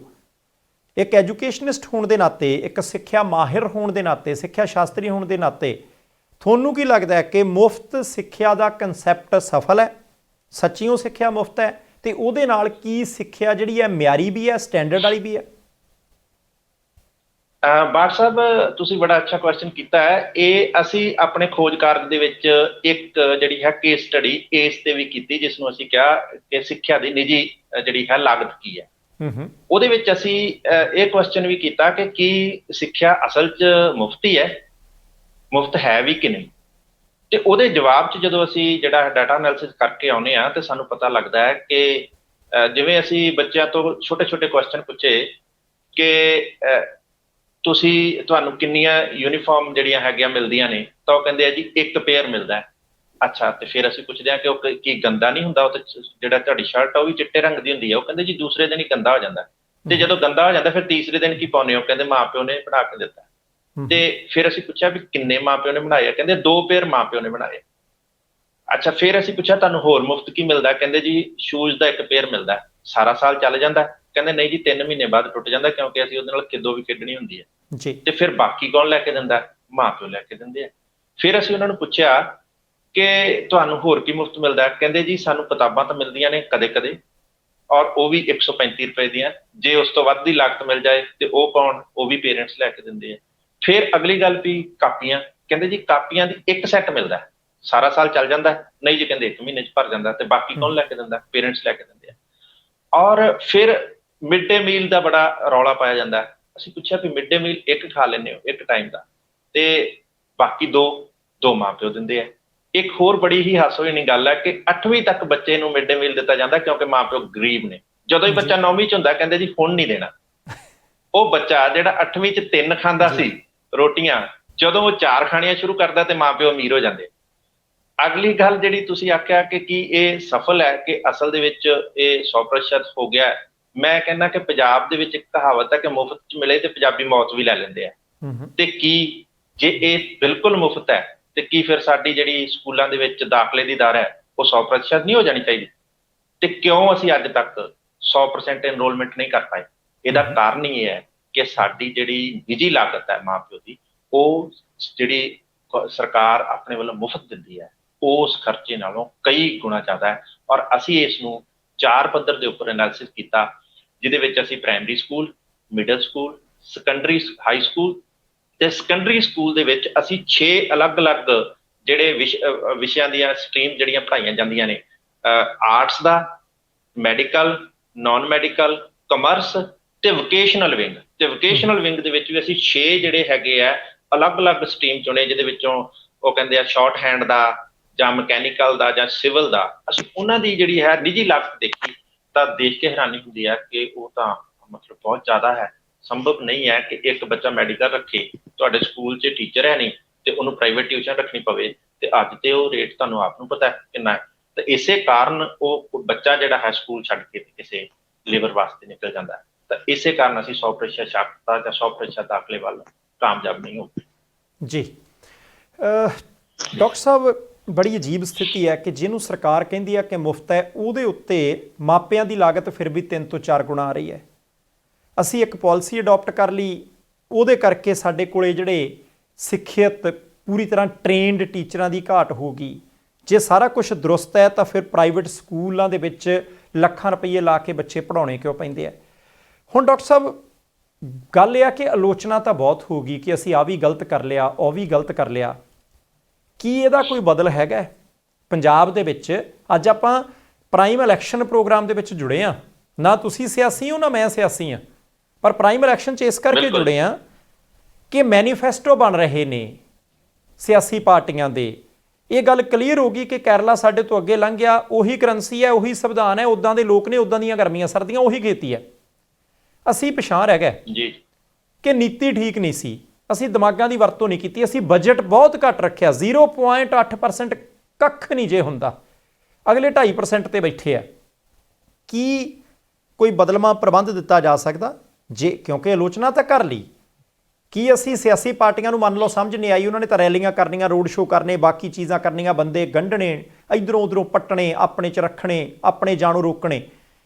ਕੀ ਅਗਲੇ ਪ੍ਰੋਗਰਾਮ ਦੇ ਵਿੱਚ ਕੋਈ ਆਪਾਂ ਬਦਲਵਾਂ ਮਾਡਲ ਇੱਦਾਂ ਦਾ ਕੋਈ ਦੇ ਸਕਦੇ ਹਾਂ ਕਿ ਜੇ ਸਿਆਸੀ ਪਾਰਟੀਆਂ ਕਹਿਣ ਯਾਰ ਅਸੀਂ ਆਹ ਮਾਡਲ ਆਪਣੇ ਮੈਨੀਫੈਸਟੋ ਦੇ ਵਿੱਚ ਸ਼ਾਮਲ ਕਰਦੇ, ਕੀ ਤੁਹਾਡੇ ਰਿਸਰਚ ਦੇ ਵਿੱਚ ਇੱਦਾਂ ਦਾ ਵੀ ਕੋਈ ਹਿੱਸਾ ਹੈ ਜਾਂ ਇਕੱਲੀ ਆਲੋਚਨਾ ਹੀ ਹੈ? ਬਿਲਕੁਲ ਬਾਟ ਸਾਹਿਬ, ਬਹੁਤ ਹੀ ਅੱਛਾ ਤੁਸੀਂ ਕੁਐਸਚਨ ਕੀਤਾ ਹੈ। ਮੇਰਾ ਤੁਹਾਡੇ ਨਾਲ ਜੁੜਨ ਦਾ ਮੇਨ ਜਿਹੜਾ ਹੈ ਉਦੇਸ਼ ਵੀ ਇਹੀ ਸੀ ਕਿ ਅੱਜ ਕੱਲ ਪੰਜਾਬ ਦੀ ਸਿਆਸਤ ਇਸ ਤਰ੍ਹਾਂ ਦੀ ਹੋਈ ਪਈ ਹੈ ਕਿ ਰੋਜ਼ ਇੱਕ ਨਵਾਂ ਪੰਜਾਬ ਮਾਡਲ ਆ ਜਾਂਦਾ, ਤੇ ਜਦੋਂ ਮੈਂ ਉਹਨਾਂ ਮਾਡਲਾਂ ਨੂੰ ਘੋਖਦਾ ਵਿਚਾਰਦਾ ਤੇ ਮੈਨੂੰ ਲੱਗਦਾ ਹੈ ਕਿ ਇਹ ਸਤਹੀ ਪੱਧਰ ਦੀ ਜਿਹੜੀ ਗੱਲਬਾਤ ਹੈ ਹੋ ਰਹੀ ਹੈ, ਤੇ ਜ਼ਿਆਦਾਤਰ ਜਿਹੜਾ ਰਾਜਨੀਤੀਵਾਨ ਹੈ ਨਾ, ਉਹ ਆਪਣੀ ਸਰਕਾਰ ਦੀਆਂ ਨਾਕਾਮੀਆਂ ਨੂੰ ਹੀ ਮਾਡਲ ਦੇ ਤੌਰ ਤੇ ਪੇਸ਼ ਕਰੀ ਜਾਂਦਾ। ਕਦੇ ਉਹ ਕਹਿੰਦਾ ਹੈ ਕਿ ਰੇਤੇ 'ਚੋਂ ਇੰਨਾ ਕਮਾ ਲਵਾਂਗੇ, 5 ਸਾਲ ਤੁਸੀਂ ਨਹੀਂ ਕਮਾਇਆ, ਫਿਰ ਉਹ ਕਹਿੰਦਾ ਅਸੀਂ ਸ਼ਰਾਬ 'ਚੋਂ ਇੰਨਾ ਕਮਾ ਲਵਾਂਗੇ, ਪਹਿਲੇ 5 ਸਾਲ ਤੁਸੀਂ ਨਹੀਂ ਕਮਾਇਆ। ਔਰ ਮੈਂ ਇੱਕ ਚੀਜ਼ ਹੋਰ ਦੇਖਦਾ ਕਿ ਉਹਨਾਂ ਕੋਲ ਵਿਜ਼ਨ ਡਾਕੂਮੈਂਟ ਕੋਈ ਨਹੀਂ ਹੈ ਕਿ ਅਸੀਂ ਕਰਾਂਗੇ ਕੀ। ਉਹ ਕਹਿੰਦੇ ਆ ਕਿ ਅਸੀਂ ਆਪਣੀ ਲੀਕੇਜ ਰੋਕ ਲਵਾਂਗੇ, ਤੇ ਉਹ ਲੀਕੇਜ ਨੂੰ ਹੀ ਵਿਕਾਸ ਮਾਡਲ ਦੇ ਤੌਰ ਤੇ ਤੁਹਾਡੇ ਸਾਹਮਣੇ ਰੱਖਦੇ ਪਏ ਆ। ਜਦੋਂ ਕਿ ਸਾਡਾ ਜਿਹੜਾ ਇਸ ਟਾਈਮ ਸਮੱਸਿਆ ਹੈ ਉਹ ਹੈ ਕਿ ਸਾਡਾ ਜਿਹੜਾ ਸਕੂਲੀ ਢਾਂਚਾ ਹੈ, ਉਹਦੇ ਵਿੱਚ ਸਕੂਲਾਂ ਦੀ ਗਿਣਤੀ ਵਧਣ ਨਾਲ ਉਹਦਾ ਭਾਰ ਇੰਨਾ ਵੱਧ ਗਿਆ ਕਿ ਅਸੀਂ ਉਹਨੂੰ ਲੈ ਕੇ ਤੁਰ ਨਹੀਂ ਸਕਦੇ। ਸਾਨੂੰ ਹੋਰ ਸਕੂਲ ਨਹੀਂ ਚਾਹੀਦੇ, ਸਾਨੂੰ ਪਹਿਲਾਂ ਤੋਂ ਐਗਜ਼ਿਸਟ ਕਰਦੇ ਸਕੂਲਾਂ ਨੂੰ ਜਿਹੜਾ ਹੈ ਮੈਕਸਿਮਮ ਪੱਧਰ ਤੇ, ਵੱਧ ਤੋਂ ਵੱਧ ਪੱਧਰ ਤੇ ਕੁਸ਼ਲਤਾ ਨਾਲ ਚਲਾਉਣਾ ਹੈ। ਤੇ ਅਸੀਂ ਉਸ ਵਾਸਤੇ ਇੱਕ ਜਿਹੜਾ ਮਾਡਲ ਹੈ ਆਪਣੀ ਖੋਜ ਦੇ ਆਧਾਰ ਤੇ ਲੈ ਕੇ ਆਂਦਾ, ਜਿਸ ਨੂੰ ਅਸੀਂ ਕਹਿੰਦੇ ਹਾਂ ਕਲਸਟਰ ਐਜੂਕੇਸ਼ਨਲ ਡਿਵੈਲਪਮੈਂਟ ਮਾਡਲ, ਜਿਹਦੇ ਵਿੱਚ ਅਸੀਂ ਐਜੂਕੇਸ਼ਨ ਨੂੰ 5 ਪਿੰਡਾਂ ਜਾਂ 5 ਕਿਲੋਮੀਟਰ ਦੇ ਰੇਡੀਅਸ ਇੱਕ ਕਲਸਟਰ ਦੇ ਤੌਰ ਤੇ ਡਿਵੈਲਪ ਕਰਨ ਦੀ ਗੱਲ ਕਰ ਰਹੇ ਹਾਂ। ਉਹਦੇ ਵਿੱਚ ਅਸੀਂ ਜਿਹੜਾ ਹੈ ਸਕਿੱਲ ਐਜੂਕੇਸ਼ਨ ਵਿਦ ਸਕਿੱਲ ਜਿਹੜੀ ਹੈ ਉਹ, ਪਲੱਸ ਇੱਕ ਜਿਹੜਾ ਅਸੀਂ ਕਹਿੰਦੇ ਹਾਂ ਸਕਿੱਲ ਜਿਹੜੀ ਹੈ ਬੇਸਡ ਸਪੋਰਟਸ ਵਿੰਗ, 2 ਤਰ੍ਹਾਂ ਦੇ ਅਸੀਂ ਜਿਹੜਾ ਹੈ ਇਹਦੇ ਵਿੱਚ ਪ੍ਰੋਵੀਜ਼ਨ ਰੱਖੀਆਂ ਨੇ, ਔਰ ਉਹ ਇੱਕ ਬੜਾ ਸ਼ਾਨਦਾਰ ਮਾਡਲ ਬਣ ਕੇ ਉੱਭਰਦਾ ਹੈ। ਔਰ ਉਹਦੇ ਨਾਲ ਅਸੀਂ ਇੱਕ ਰੁਜ਼ਗਾਰ ਦੇ ਤੌਰ ਤੇ ਜਿਹੜੀ ਫ੍ਰੀ ਟਰਾਂਸਪੋਰਟ ਜਿਹੜੀ ਹੈ ਬੱਚਿਆਂ ਨੂੰ, ਅਸਲ ਦੇ ਵਿੱਚ ਸਾਡਾ ਜਿਹੜਾ ਇਹ ਮਾਡਲ ਹੈ ਬਾਟ ਸਾਹਿਬ, ਇਹ ਹੈ doorstep education access. Doorstep ਮਤਲਬ ਬੱਚੇ ਨੂੰ 1 ਕਿਲੋਮੀਟਰ ਦੇ ਦਾਇਰੇ 'ਚ ਸਕੂਲ ਦੇਣਾ ਤਾਂ ਕਿ ਉਹ ਤੁਰ ਕੇ ਪਹੁੰਚ ਜਾਵੇ। ਇਹ ਉਦੋਂ ਦੀ ਜ਼ਰੂਰਤ ਸੀ ਜਦੋਂ ਸਾਡੇ ਕੋਲ ਜਿਹੜਾ ਆਵਾਜਾਈ ਦਾ ਸਾਧਨਾਂ ਦਾ ਇੰਨਾ ਵੱਡਾ ਵਿਕਾਸ ਨਹੀਂ ਹੋਇਆ ਸੀ, ਔਰ ਅਸੀਂ ਉਸ ਚੱਕਰ 'ਚ ਕਿ 1 ਕਿਲੋਮੀਟਰ ਸਕੂਲ ਦੇਣੇ ਆ, ਇੰਨੇ ਸਕੂਲ ਬਣਾ ਲਏ ਕਿ ਉਹਨਾਂ ਨੂੰ ਚਲਾਉਣਾ ਸਾਡੇ ਲਈ ਮੁਸ਼ਕਲ ਹੋ ਗਿਆ। ਤੁਹਾਨੂੰ ਮੈਂ ਇੱਕ ਛੋਟੀ ਜੀ ਉਦਾਹਰਨ ਦੇ ਕੇ ਦੱਸਦਾ ਵਾਂ ਕਿ 1966 'ਚ ਜਿਹੜਾ ਸਕੂਲ 8250 ਰੁਪਏ 'ਚ ਚੱਲਦਾ ਸੀਗਾ, ਅੱਜ ਉਸ ਦੀ ਲਾਗਤ 'ਚ 122 ਗੁਣਾ ਦਾ ਵਾਧਾ ਹੋ ਗਿਆ। ਤੇ ਜਿਹੜਾ ਬੱਚਾ ਅਸੀਂ 1966 'ਚ 40 ਰੁਪਏ 'ਚ ਪੜ੍ਹਾਉਂਦੇ ਸੀ, ਅੱਜ ਉਹ ਬੱਚਾ ਸਾਨੂੰ 6750 ਰੁਪਏ 'ਚ ਪੜ੍ਹਾਉਣ ਦੇ, ਇੱਕ ਕਲਾਸ ਪੜ੍ਹਾਉਣ ਦੇ ਉੱਤੇ ਉਹਦਾ ਖਰਚਾ ਆ ਰਿਹਾ, ਜਿਹੜਾ ਕਿ ਇੱਕ ਕੁੱਲ ਵਾਧਾ ਜਿਹੜਾ ਹੈ 175 ਗੁਣਾ ਹੈ। ਇਹ ਸਾਡੇ ਕੋਲ ਵੈਸੇ ਵੀ ਪਤਾ ਲੱਗਦਾ ਜਦੋਂ ਅਸੀਂ ਕਹਿੰਦੇ ਹਾਂ ਕਿ ਟੀਚਰਾਂ ਦੀ ਜਿਹੜੀ ਤਨਖਾਹ ਹੈ 150 ਗੁਣਾ ਵੱਧ ਗਈ ਹੈ, ਤੇ ਉਹਦੇ ਨਾਲ ਮੈਚ ਖਾਂਦਾ ਹੋਇਆ ਜਿਹੜਾ ਅੰਕੜਾ ਹੈ। ਤਾਂ ਇੰਨੇ ਭਾਰੇ ਸਿੱਖਿਆ ਤੰਤਰ ਨੂੰ ਚਲਾਉਣ ਦੇ ਲਈ ਅਸੀਂ ਜਿਹੜਾ ਨਵਾਂ ਮਾਡਲ ਹੈ ਉਹਦੇ ਵਿੱਚ ਅਸੀਂ ਕਲਸਟਰਿੰਗ ਦੀ ਗੱਲ ਕਰ ਰਹੇ ਹਾਂ, ਜਿੱਥੇ ਅਸੀਂ ਕਹਿ ਰਹੇ ਹਾਂ 5 ਜਮਾਤਾਂ, 5 ਕਮਰੇ ਤੇ 5 ਟੀਚਰ ਦਾ ਉਹ ਕੇਰਲਾ ਦਾ ਮਾਡਲ, ਤੇ ਫਿਨਲੈਂਡ ਦਾ ਉਹ ਸਕਿੱਲ ਡਿਵੈਲਪਮੈਂਟ ਦਾ ਮਾਡਲ, ਜਿਹਦੇ ਵਿੱਚ ਅਸੀਂ ਭਾਰਤ ਸਰਕਾਰ ਦੀ ਜਿਹੜੀ ਹੈ ਸਕਿੱਲ ਡਿਵੈਲਪਮੈਂਟ ਜਿਹੜਾ ਸਕੀਮ ਹੈ ਉਹਦਾ ਬੈਨੀਫਿਟ, ਪਲੱਸ ਜਿਹੜੇ ਸਾਡੇ ਪਹਿਲਾਂ ਤੋਂ ਮੌਜੂਦ ਜਿਹੜੇ ਵੋਕੇਸ਼ਨਲ ਵਿੰਗ ਨੇ ਸਕੂਲਾਂ ਦੇ, ਤੇ ITIs ਜਿਹੜੀਆਂ ਸਾਡੀਆਂ ਚਿੱਟੇ ਹੱਥੀ ਬਣੀਆਂ ਹੋਈਆਂ ਤੇ ਖਾਲੀ ਨੇ, ਤੇ ਜਿੱਥੇ ਅਸੀਂ ਟੀਚਰਾਂ ਨੂੰ ਲਗਾਤਾਰ ਵਿਹਲੇ ਬੈਠਿਆਂ ਨੂੰ ਤਨਖਾਹ ਦੇ ਰਹੇ ਹਾਂ, ਉਹਨਾਂ ਸਾਰਿਆਂ ਨੂੰ ਕਲੱਬ ਕਰਕੇ ਇੱਕ ਬੜਾ ਸ਼ਾਨਦਾਰ ਮਾਡਲ ਅਸੀਂ ਜਿਹੜਾ ਹੈ ਪੰਜਾਬ ਲਈ ਉਸਾਰ ਸਕਦੇ ਹਾਂ। ਗੱਲ ਸਿਰਜਤਾ ਦੀ ਹੈ। ਚੀਮਾ ਸਾਹਿਬ, ਬਸ ਆਪਾਂ 1-2 ਦਿਨਾਂ ਦੇ ਵਿੱਚ ਦੁਬਾਰਾ ਜੁੜਦੇ ਹਾਂ, ਉਸ ਮਾਡਲ ਤੇ ਗੱਲ ਕਰਾਂਗੇ। ਤੇ ਸਿਆਸੀ ਪਾਰਟੀਆਂ ਨੂੰ ਬੇਨਤੀ ਹੈ ਕਿ ਜੇ ਤੁਹਾਡੇ ਕੋਲ ਇੱਕ ਮਾਡਲ ਨਹੀਂ ਪੰਜਾਬ ਦੀ ਐਜੂਕੇਸ਼ਨ ਨੂੰ ਉੱਪਰ ਚੁੱਕਣ ਦਾ, ਉਹਨੂੰ ਮੁਹਾਰਤ ਦੇ ਨਾਲ, ਨਿਪੁੰਨਤਾ ਦੇ ਨਾਲ ਜੋੜਨ ਦਾ, ਜੇ ਤੁਹਾਡੇ ਕੋਲੇ ਕੋਈ ਇੱਦਾਂ ਦਾ ਕੋਈ ਸਟੈਪਲ ਨਹੀਂ ਹੈਗਾ, ਕੋਈ ਤੁਹਾਡੇ ਕੋਲੇ ਉਹਨੂੰ ਲਾਉਣ ਨੂੰ ਗੂੰਦ ਨਹੀਂ ਚੰਬੇੜਨ ਨੂੰ ਹੈਗਾ, ਕੋਈ ਫੈਵੀਕੋਲ ਨਹੀਂ ਹੈਗਾ, ਤਾਂ ਘਬਰਾਉਣਾ ਨਹੀਂ। ਉਹ ਇਧਰਲੇ ਪਾਸਿਓਂ ਆ ਜਾਊਗਾ। ਤੁਸੀਂ ਉਹਨੂੰ ਸਟੱਡੀ ਕਰਕੇ ਆਪਣੇ ਮੈਨੀਫੈਸਟੋ ਦੇ ਵਿੱਚ ਸ਼ਾਮਲ ਕਰ ਲੈਣਾ। ਤੇ ਚੀਮਾ ਸਾਹਿਬ ਤੁਸੀਂ ਜੁੜੇ, ਤੁਹਾਡਾ ਬਹੁਤ ਧੰਨਵਾਦ ਜੀ। 1-2 ਦਿਨ ਦੇ ਵਿੱਚ ਦੁਬਾਰਾ ਮਾਡਲ ਦੇ ਉੱਤੇ ਗੱਲਬਾਤ ਹੋਏਗੀ ਜੀ। ਸ਼ੁਕਰੀਆ। ਬਹੁਤ ਧੰਨਵਾਦ ਬਾਟ ਸਾਹਿਬ, ਤੁਸੀਂ ਟਾਈਮ ਦਿੱਤਾ ਤੇ ਆਪਣੇ ਪਲੇਟਫਾਰਮ ਤੋਂ ਜਿਹੜਾ ਆਪਣੇ ਵਿਚਾਰ ਰੱਖਣ ਦਾ ਮੌਕਾ ਦਿੱਤਾ। ਬਹੁਤ ਬਹੁਤ ਧੰਨਵਾਦ। ਸ਼ੁਕਰੀਆ ਜੀ, ਬਹੁਤ ਮਿਹਰਬਾਨੀ। ਸੋ ਡਾਕਟਰ ਸੁਖਵਿੰਦਰ ਸਿੰਘ ਚੀਮਾ ਸਾਡੇ ਨਾਲ ਜੁੜੇ ਸੀ, ਅਸਿਸਟੈਂਟ ਪ੍ਰੋਫੈਸਰ ਨੇ, ਐਜੂਕੇਸ਼ਨ ਨਾਲ ਜੁੜੇ ਨੇ, PhD ਇਹਨਾਂ ਦੀ ਸਕੂਲੀ ਸਿੱਖਿਆ ਦੇ ਉੱਤੇ ਹੈ। ਕੇਰਲਾ ਦੇ ਨਾਲ ਕੰਪੈਰੀਜ਼ਨ ਵੀ ਕੀਤਾ। ਇਹ ਵੀ ਦੱਸਿਆ ਕਿ 1966 ਤੋਂ ਹੀ ਅਸੀਂ ਬਜਟ ਘੱਟ ਦੇਣਾ ਸ਼ੁਰੂ ਕਰਤਾ ਸੀ। ਸਾਡੀ ਲੀਡਰਸ਼ਿਪ ਸਿੱਖਿਆ ਨੂੰ ਕਿੰਨਾ ਕੁ ਤਰਜੀਹ ਦਿੰਦੀ ਹੈ ਇਹਦੇ ਤੋਂ ਪਤਾ ਲੱਗਦਾ ਹੈ। ਫਿਰ 1992 ਦੇ ਵਿੱਚ ਜਿਹੜੀ ਦੁਨੀਆ ਦੀ ਨੀਤੀ ਸੀ, ਕੇਰਲਾ ਮਨਾ ਕਰ ਦਿੰਦਾ ਕਿ ਸਾਡੀ ਐਜੂਕੇਸ਼ਨ ਤਬਾਹ ਹੋ ਜੂ, ਅਸੀਂ ਅਡਾਪਟ ਕਰ ਲੈਂਦੇ ਹਾਂ, ਮਜਬੂਰੀ ਚਾਹੇ ਕੋਈ ਵੀ ਰਹੀ ਹੋਵੇ। ਉਹਦੇ ਤੋਂ ਬਾਅਦ ਦਾਅਵੇ ਰੋਜ਼ ਇਹ ਨੇ ਕਿ ਅਸੀਂ ਨੰਬਰ 1 ਹੋ ਗਏ। ਬੱਚੇ ਸਾਡੇ ਪ੍ਰਾਈਵੇਟ ਸਕੂਲਾਂ ਦੇ ਵਿੱਚ ਜਾ ਕੇ ਤੇ ਮਾਪੇ ਫਿਰ ਵਿੱਤੀ ਤੌਰ ਤੇ ਛਿੱਲ ਲਹਾਉਂਦੇ ਆ। ਤੁਸੀਂ ਆਪਣੀਆਂ ਟਿੱਪਣੀਆਂ ਜ਼ਰੂਰ ਕਰਿਓ ਕਿ ਪੰਜਾਬ ਦੀਆਂ ਸਿਆਸੀ ਪਾਰਟੀਆਂ ਨੂੰ ਕੀ ਇੱਕ ਚੰਗਾ ਸਿੱਖਿਆ ਮਾਡਲ ਉਹਨਾਂ ਕੋਲ ਹੈਗਾ। ਜੇ ਨਹੀਂ ਹੈਗਾ ਤੇ ਅਸੀਂ ਫਿਰ, ਜੇ ਤੁਹਾਡੀਆਂ ਟਿੱਪਣੀਆਂ ਠੀਕ ਆਈਆਂ, ਤੁਸੀਂ ਚਾਹੋਗੇ ਕਿ ਉਹ ਮਾਡਲ ਕੀ ਹੈ ਜਿਹੜਾ ਪ੍ਰੈਕਟੀਕਲੀ ਲਾਗੂ ਹੋ ਸਕਦਾ ਹੈ, ਮੈਨੂੰ ਲੱਗਦਾ ਕਿ ਹੋ ਸਕਦਾ ਹੈ, ਤਾਂ ਫਿਰ ਆਪਾਂ 1-2 ਦਿਨਾਂ ਦੇ ਵਿੱਚ ਅਗਲਾ ਪ੍ਰੋਗਰਾਮ ਕਰ ਦਿਆਂਗੇ। ਪਰ ਤੁਸੀਂ ਟਿੱਪਣੀਆਂ ਜ਼ਰੂਰ ਕਰਿਓ। ਮਸਲਾ ਇਹੀ ਹੈ ਕਿ ਆਪਾਂ ਲੋਕਾਂ ਦਾ ਮੁੱਦਾ, ਐਜੂਕੇਸ਼ਨ ਦਾ ਮੁੱਦਾ, ਸਿੱਖਿਆ ਦਾ ਮੁੱਦਾ, ਕਿ ਉਹਦੇ ਵਿੱਚ ਸੁਧਾਰ ਕਿਵੇਂ ਕੀਤਾ ਜਾ ਸਕੇ, ਕੱਲਾ ਬਜਟ ਅਲਾਟ ਕਰਨ ਦੇ ਨਾਲ ਜਾਂ 2-4 ਦਾਅਵੇ ਜਾਂ ਵਾਅਦੇ ਕਰਨ ਦੇ ਨਾਲ ਮਸਲਾ ਹੱਲ ਨਹੀਂ ਹੋਣਾ। ਉਹਦੇ ਲਈ ਇੱਕ ਮਾਡਲ, ਪ੍ਰੋਪਰ ਪਲੈਨਿੰਗ, ਪ੍ਰੋਪਰ ਯੋਜਨਾ ਚਾਹੀਦੀ ਹੈ। ਉਹ ਡਾਕਟਰ ਚੀਮਾ ਸਾਹਿਬ ਤੇ ਉਹਨਾਂ ਦੇ ਸਾਥੀਆਂ ਨੇ ਤਿਆਰ ਕੀਤੀ ਹੈ। ਤੁਹਾਡੀਆਂ ਟਿੱਪਣੀਆਂ ਦੇ ਉੱਤੇ ਨਿਰਭਰ ਕਰੇਗਾ ਕਿ ਅਸੀਂ ਉਹ ਪ੍ਰੋਗਰਾਮ ਕਦੋਂ ਕਰਨਾ ਹੈ। ਸੋ ਇੱਥੇ ਪਰਮਵੀਰ ਸਿੰਘ ਬਾਠ ਨੂੰ ਦਿਓ ਆਗਿਆ। ਦੇਖਦੇ ਰਹਿਣਾ ਪ੍ਰਾਈਮ ਏਸ਼ੀਆ TV, ਤੁਹਾਡਾ ਆਪਣਾ, ਤੁਹਾਡੇ ਲਈ।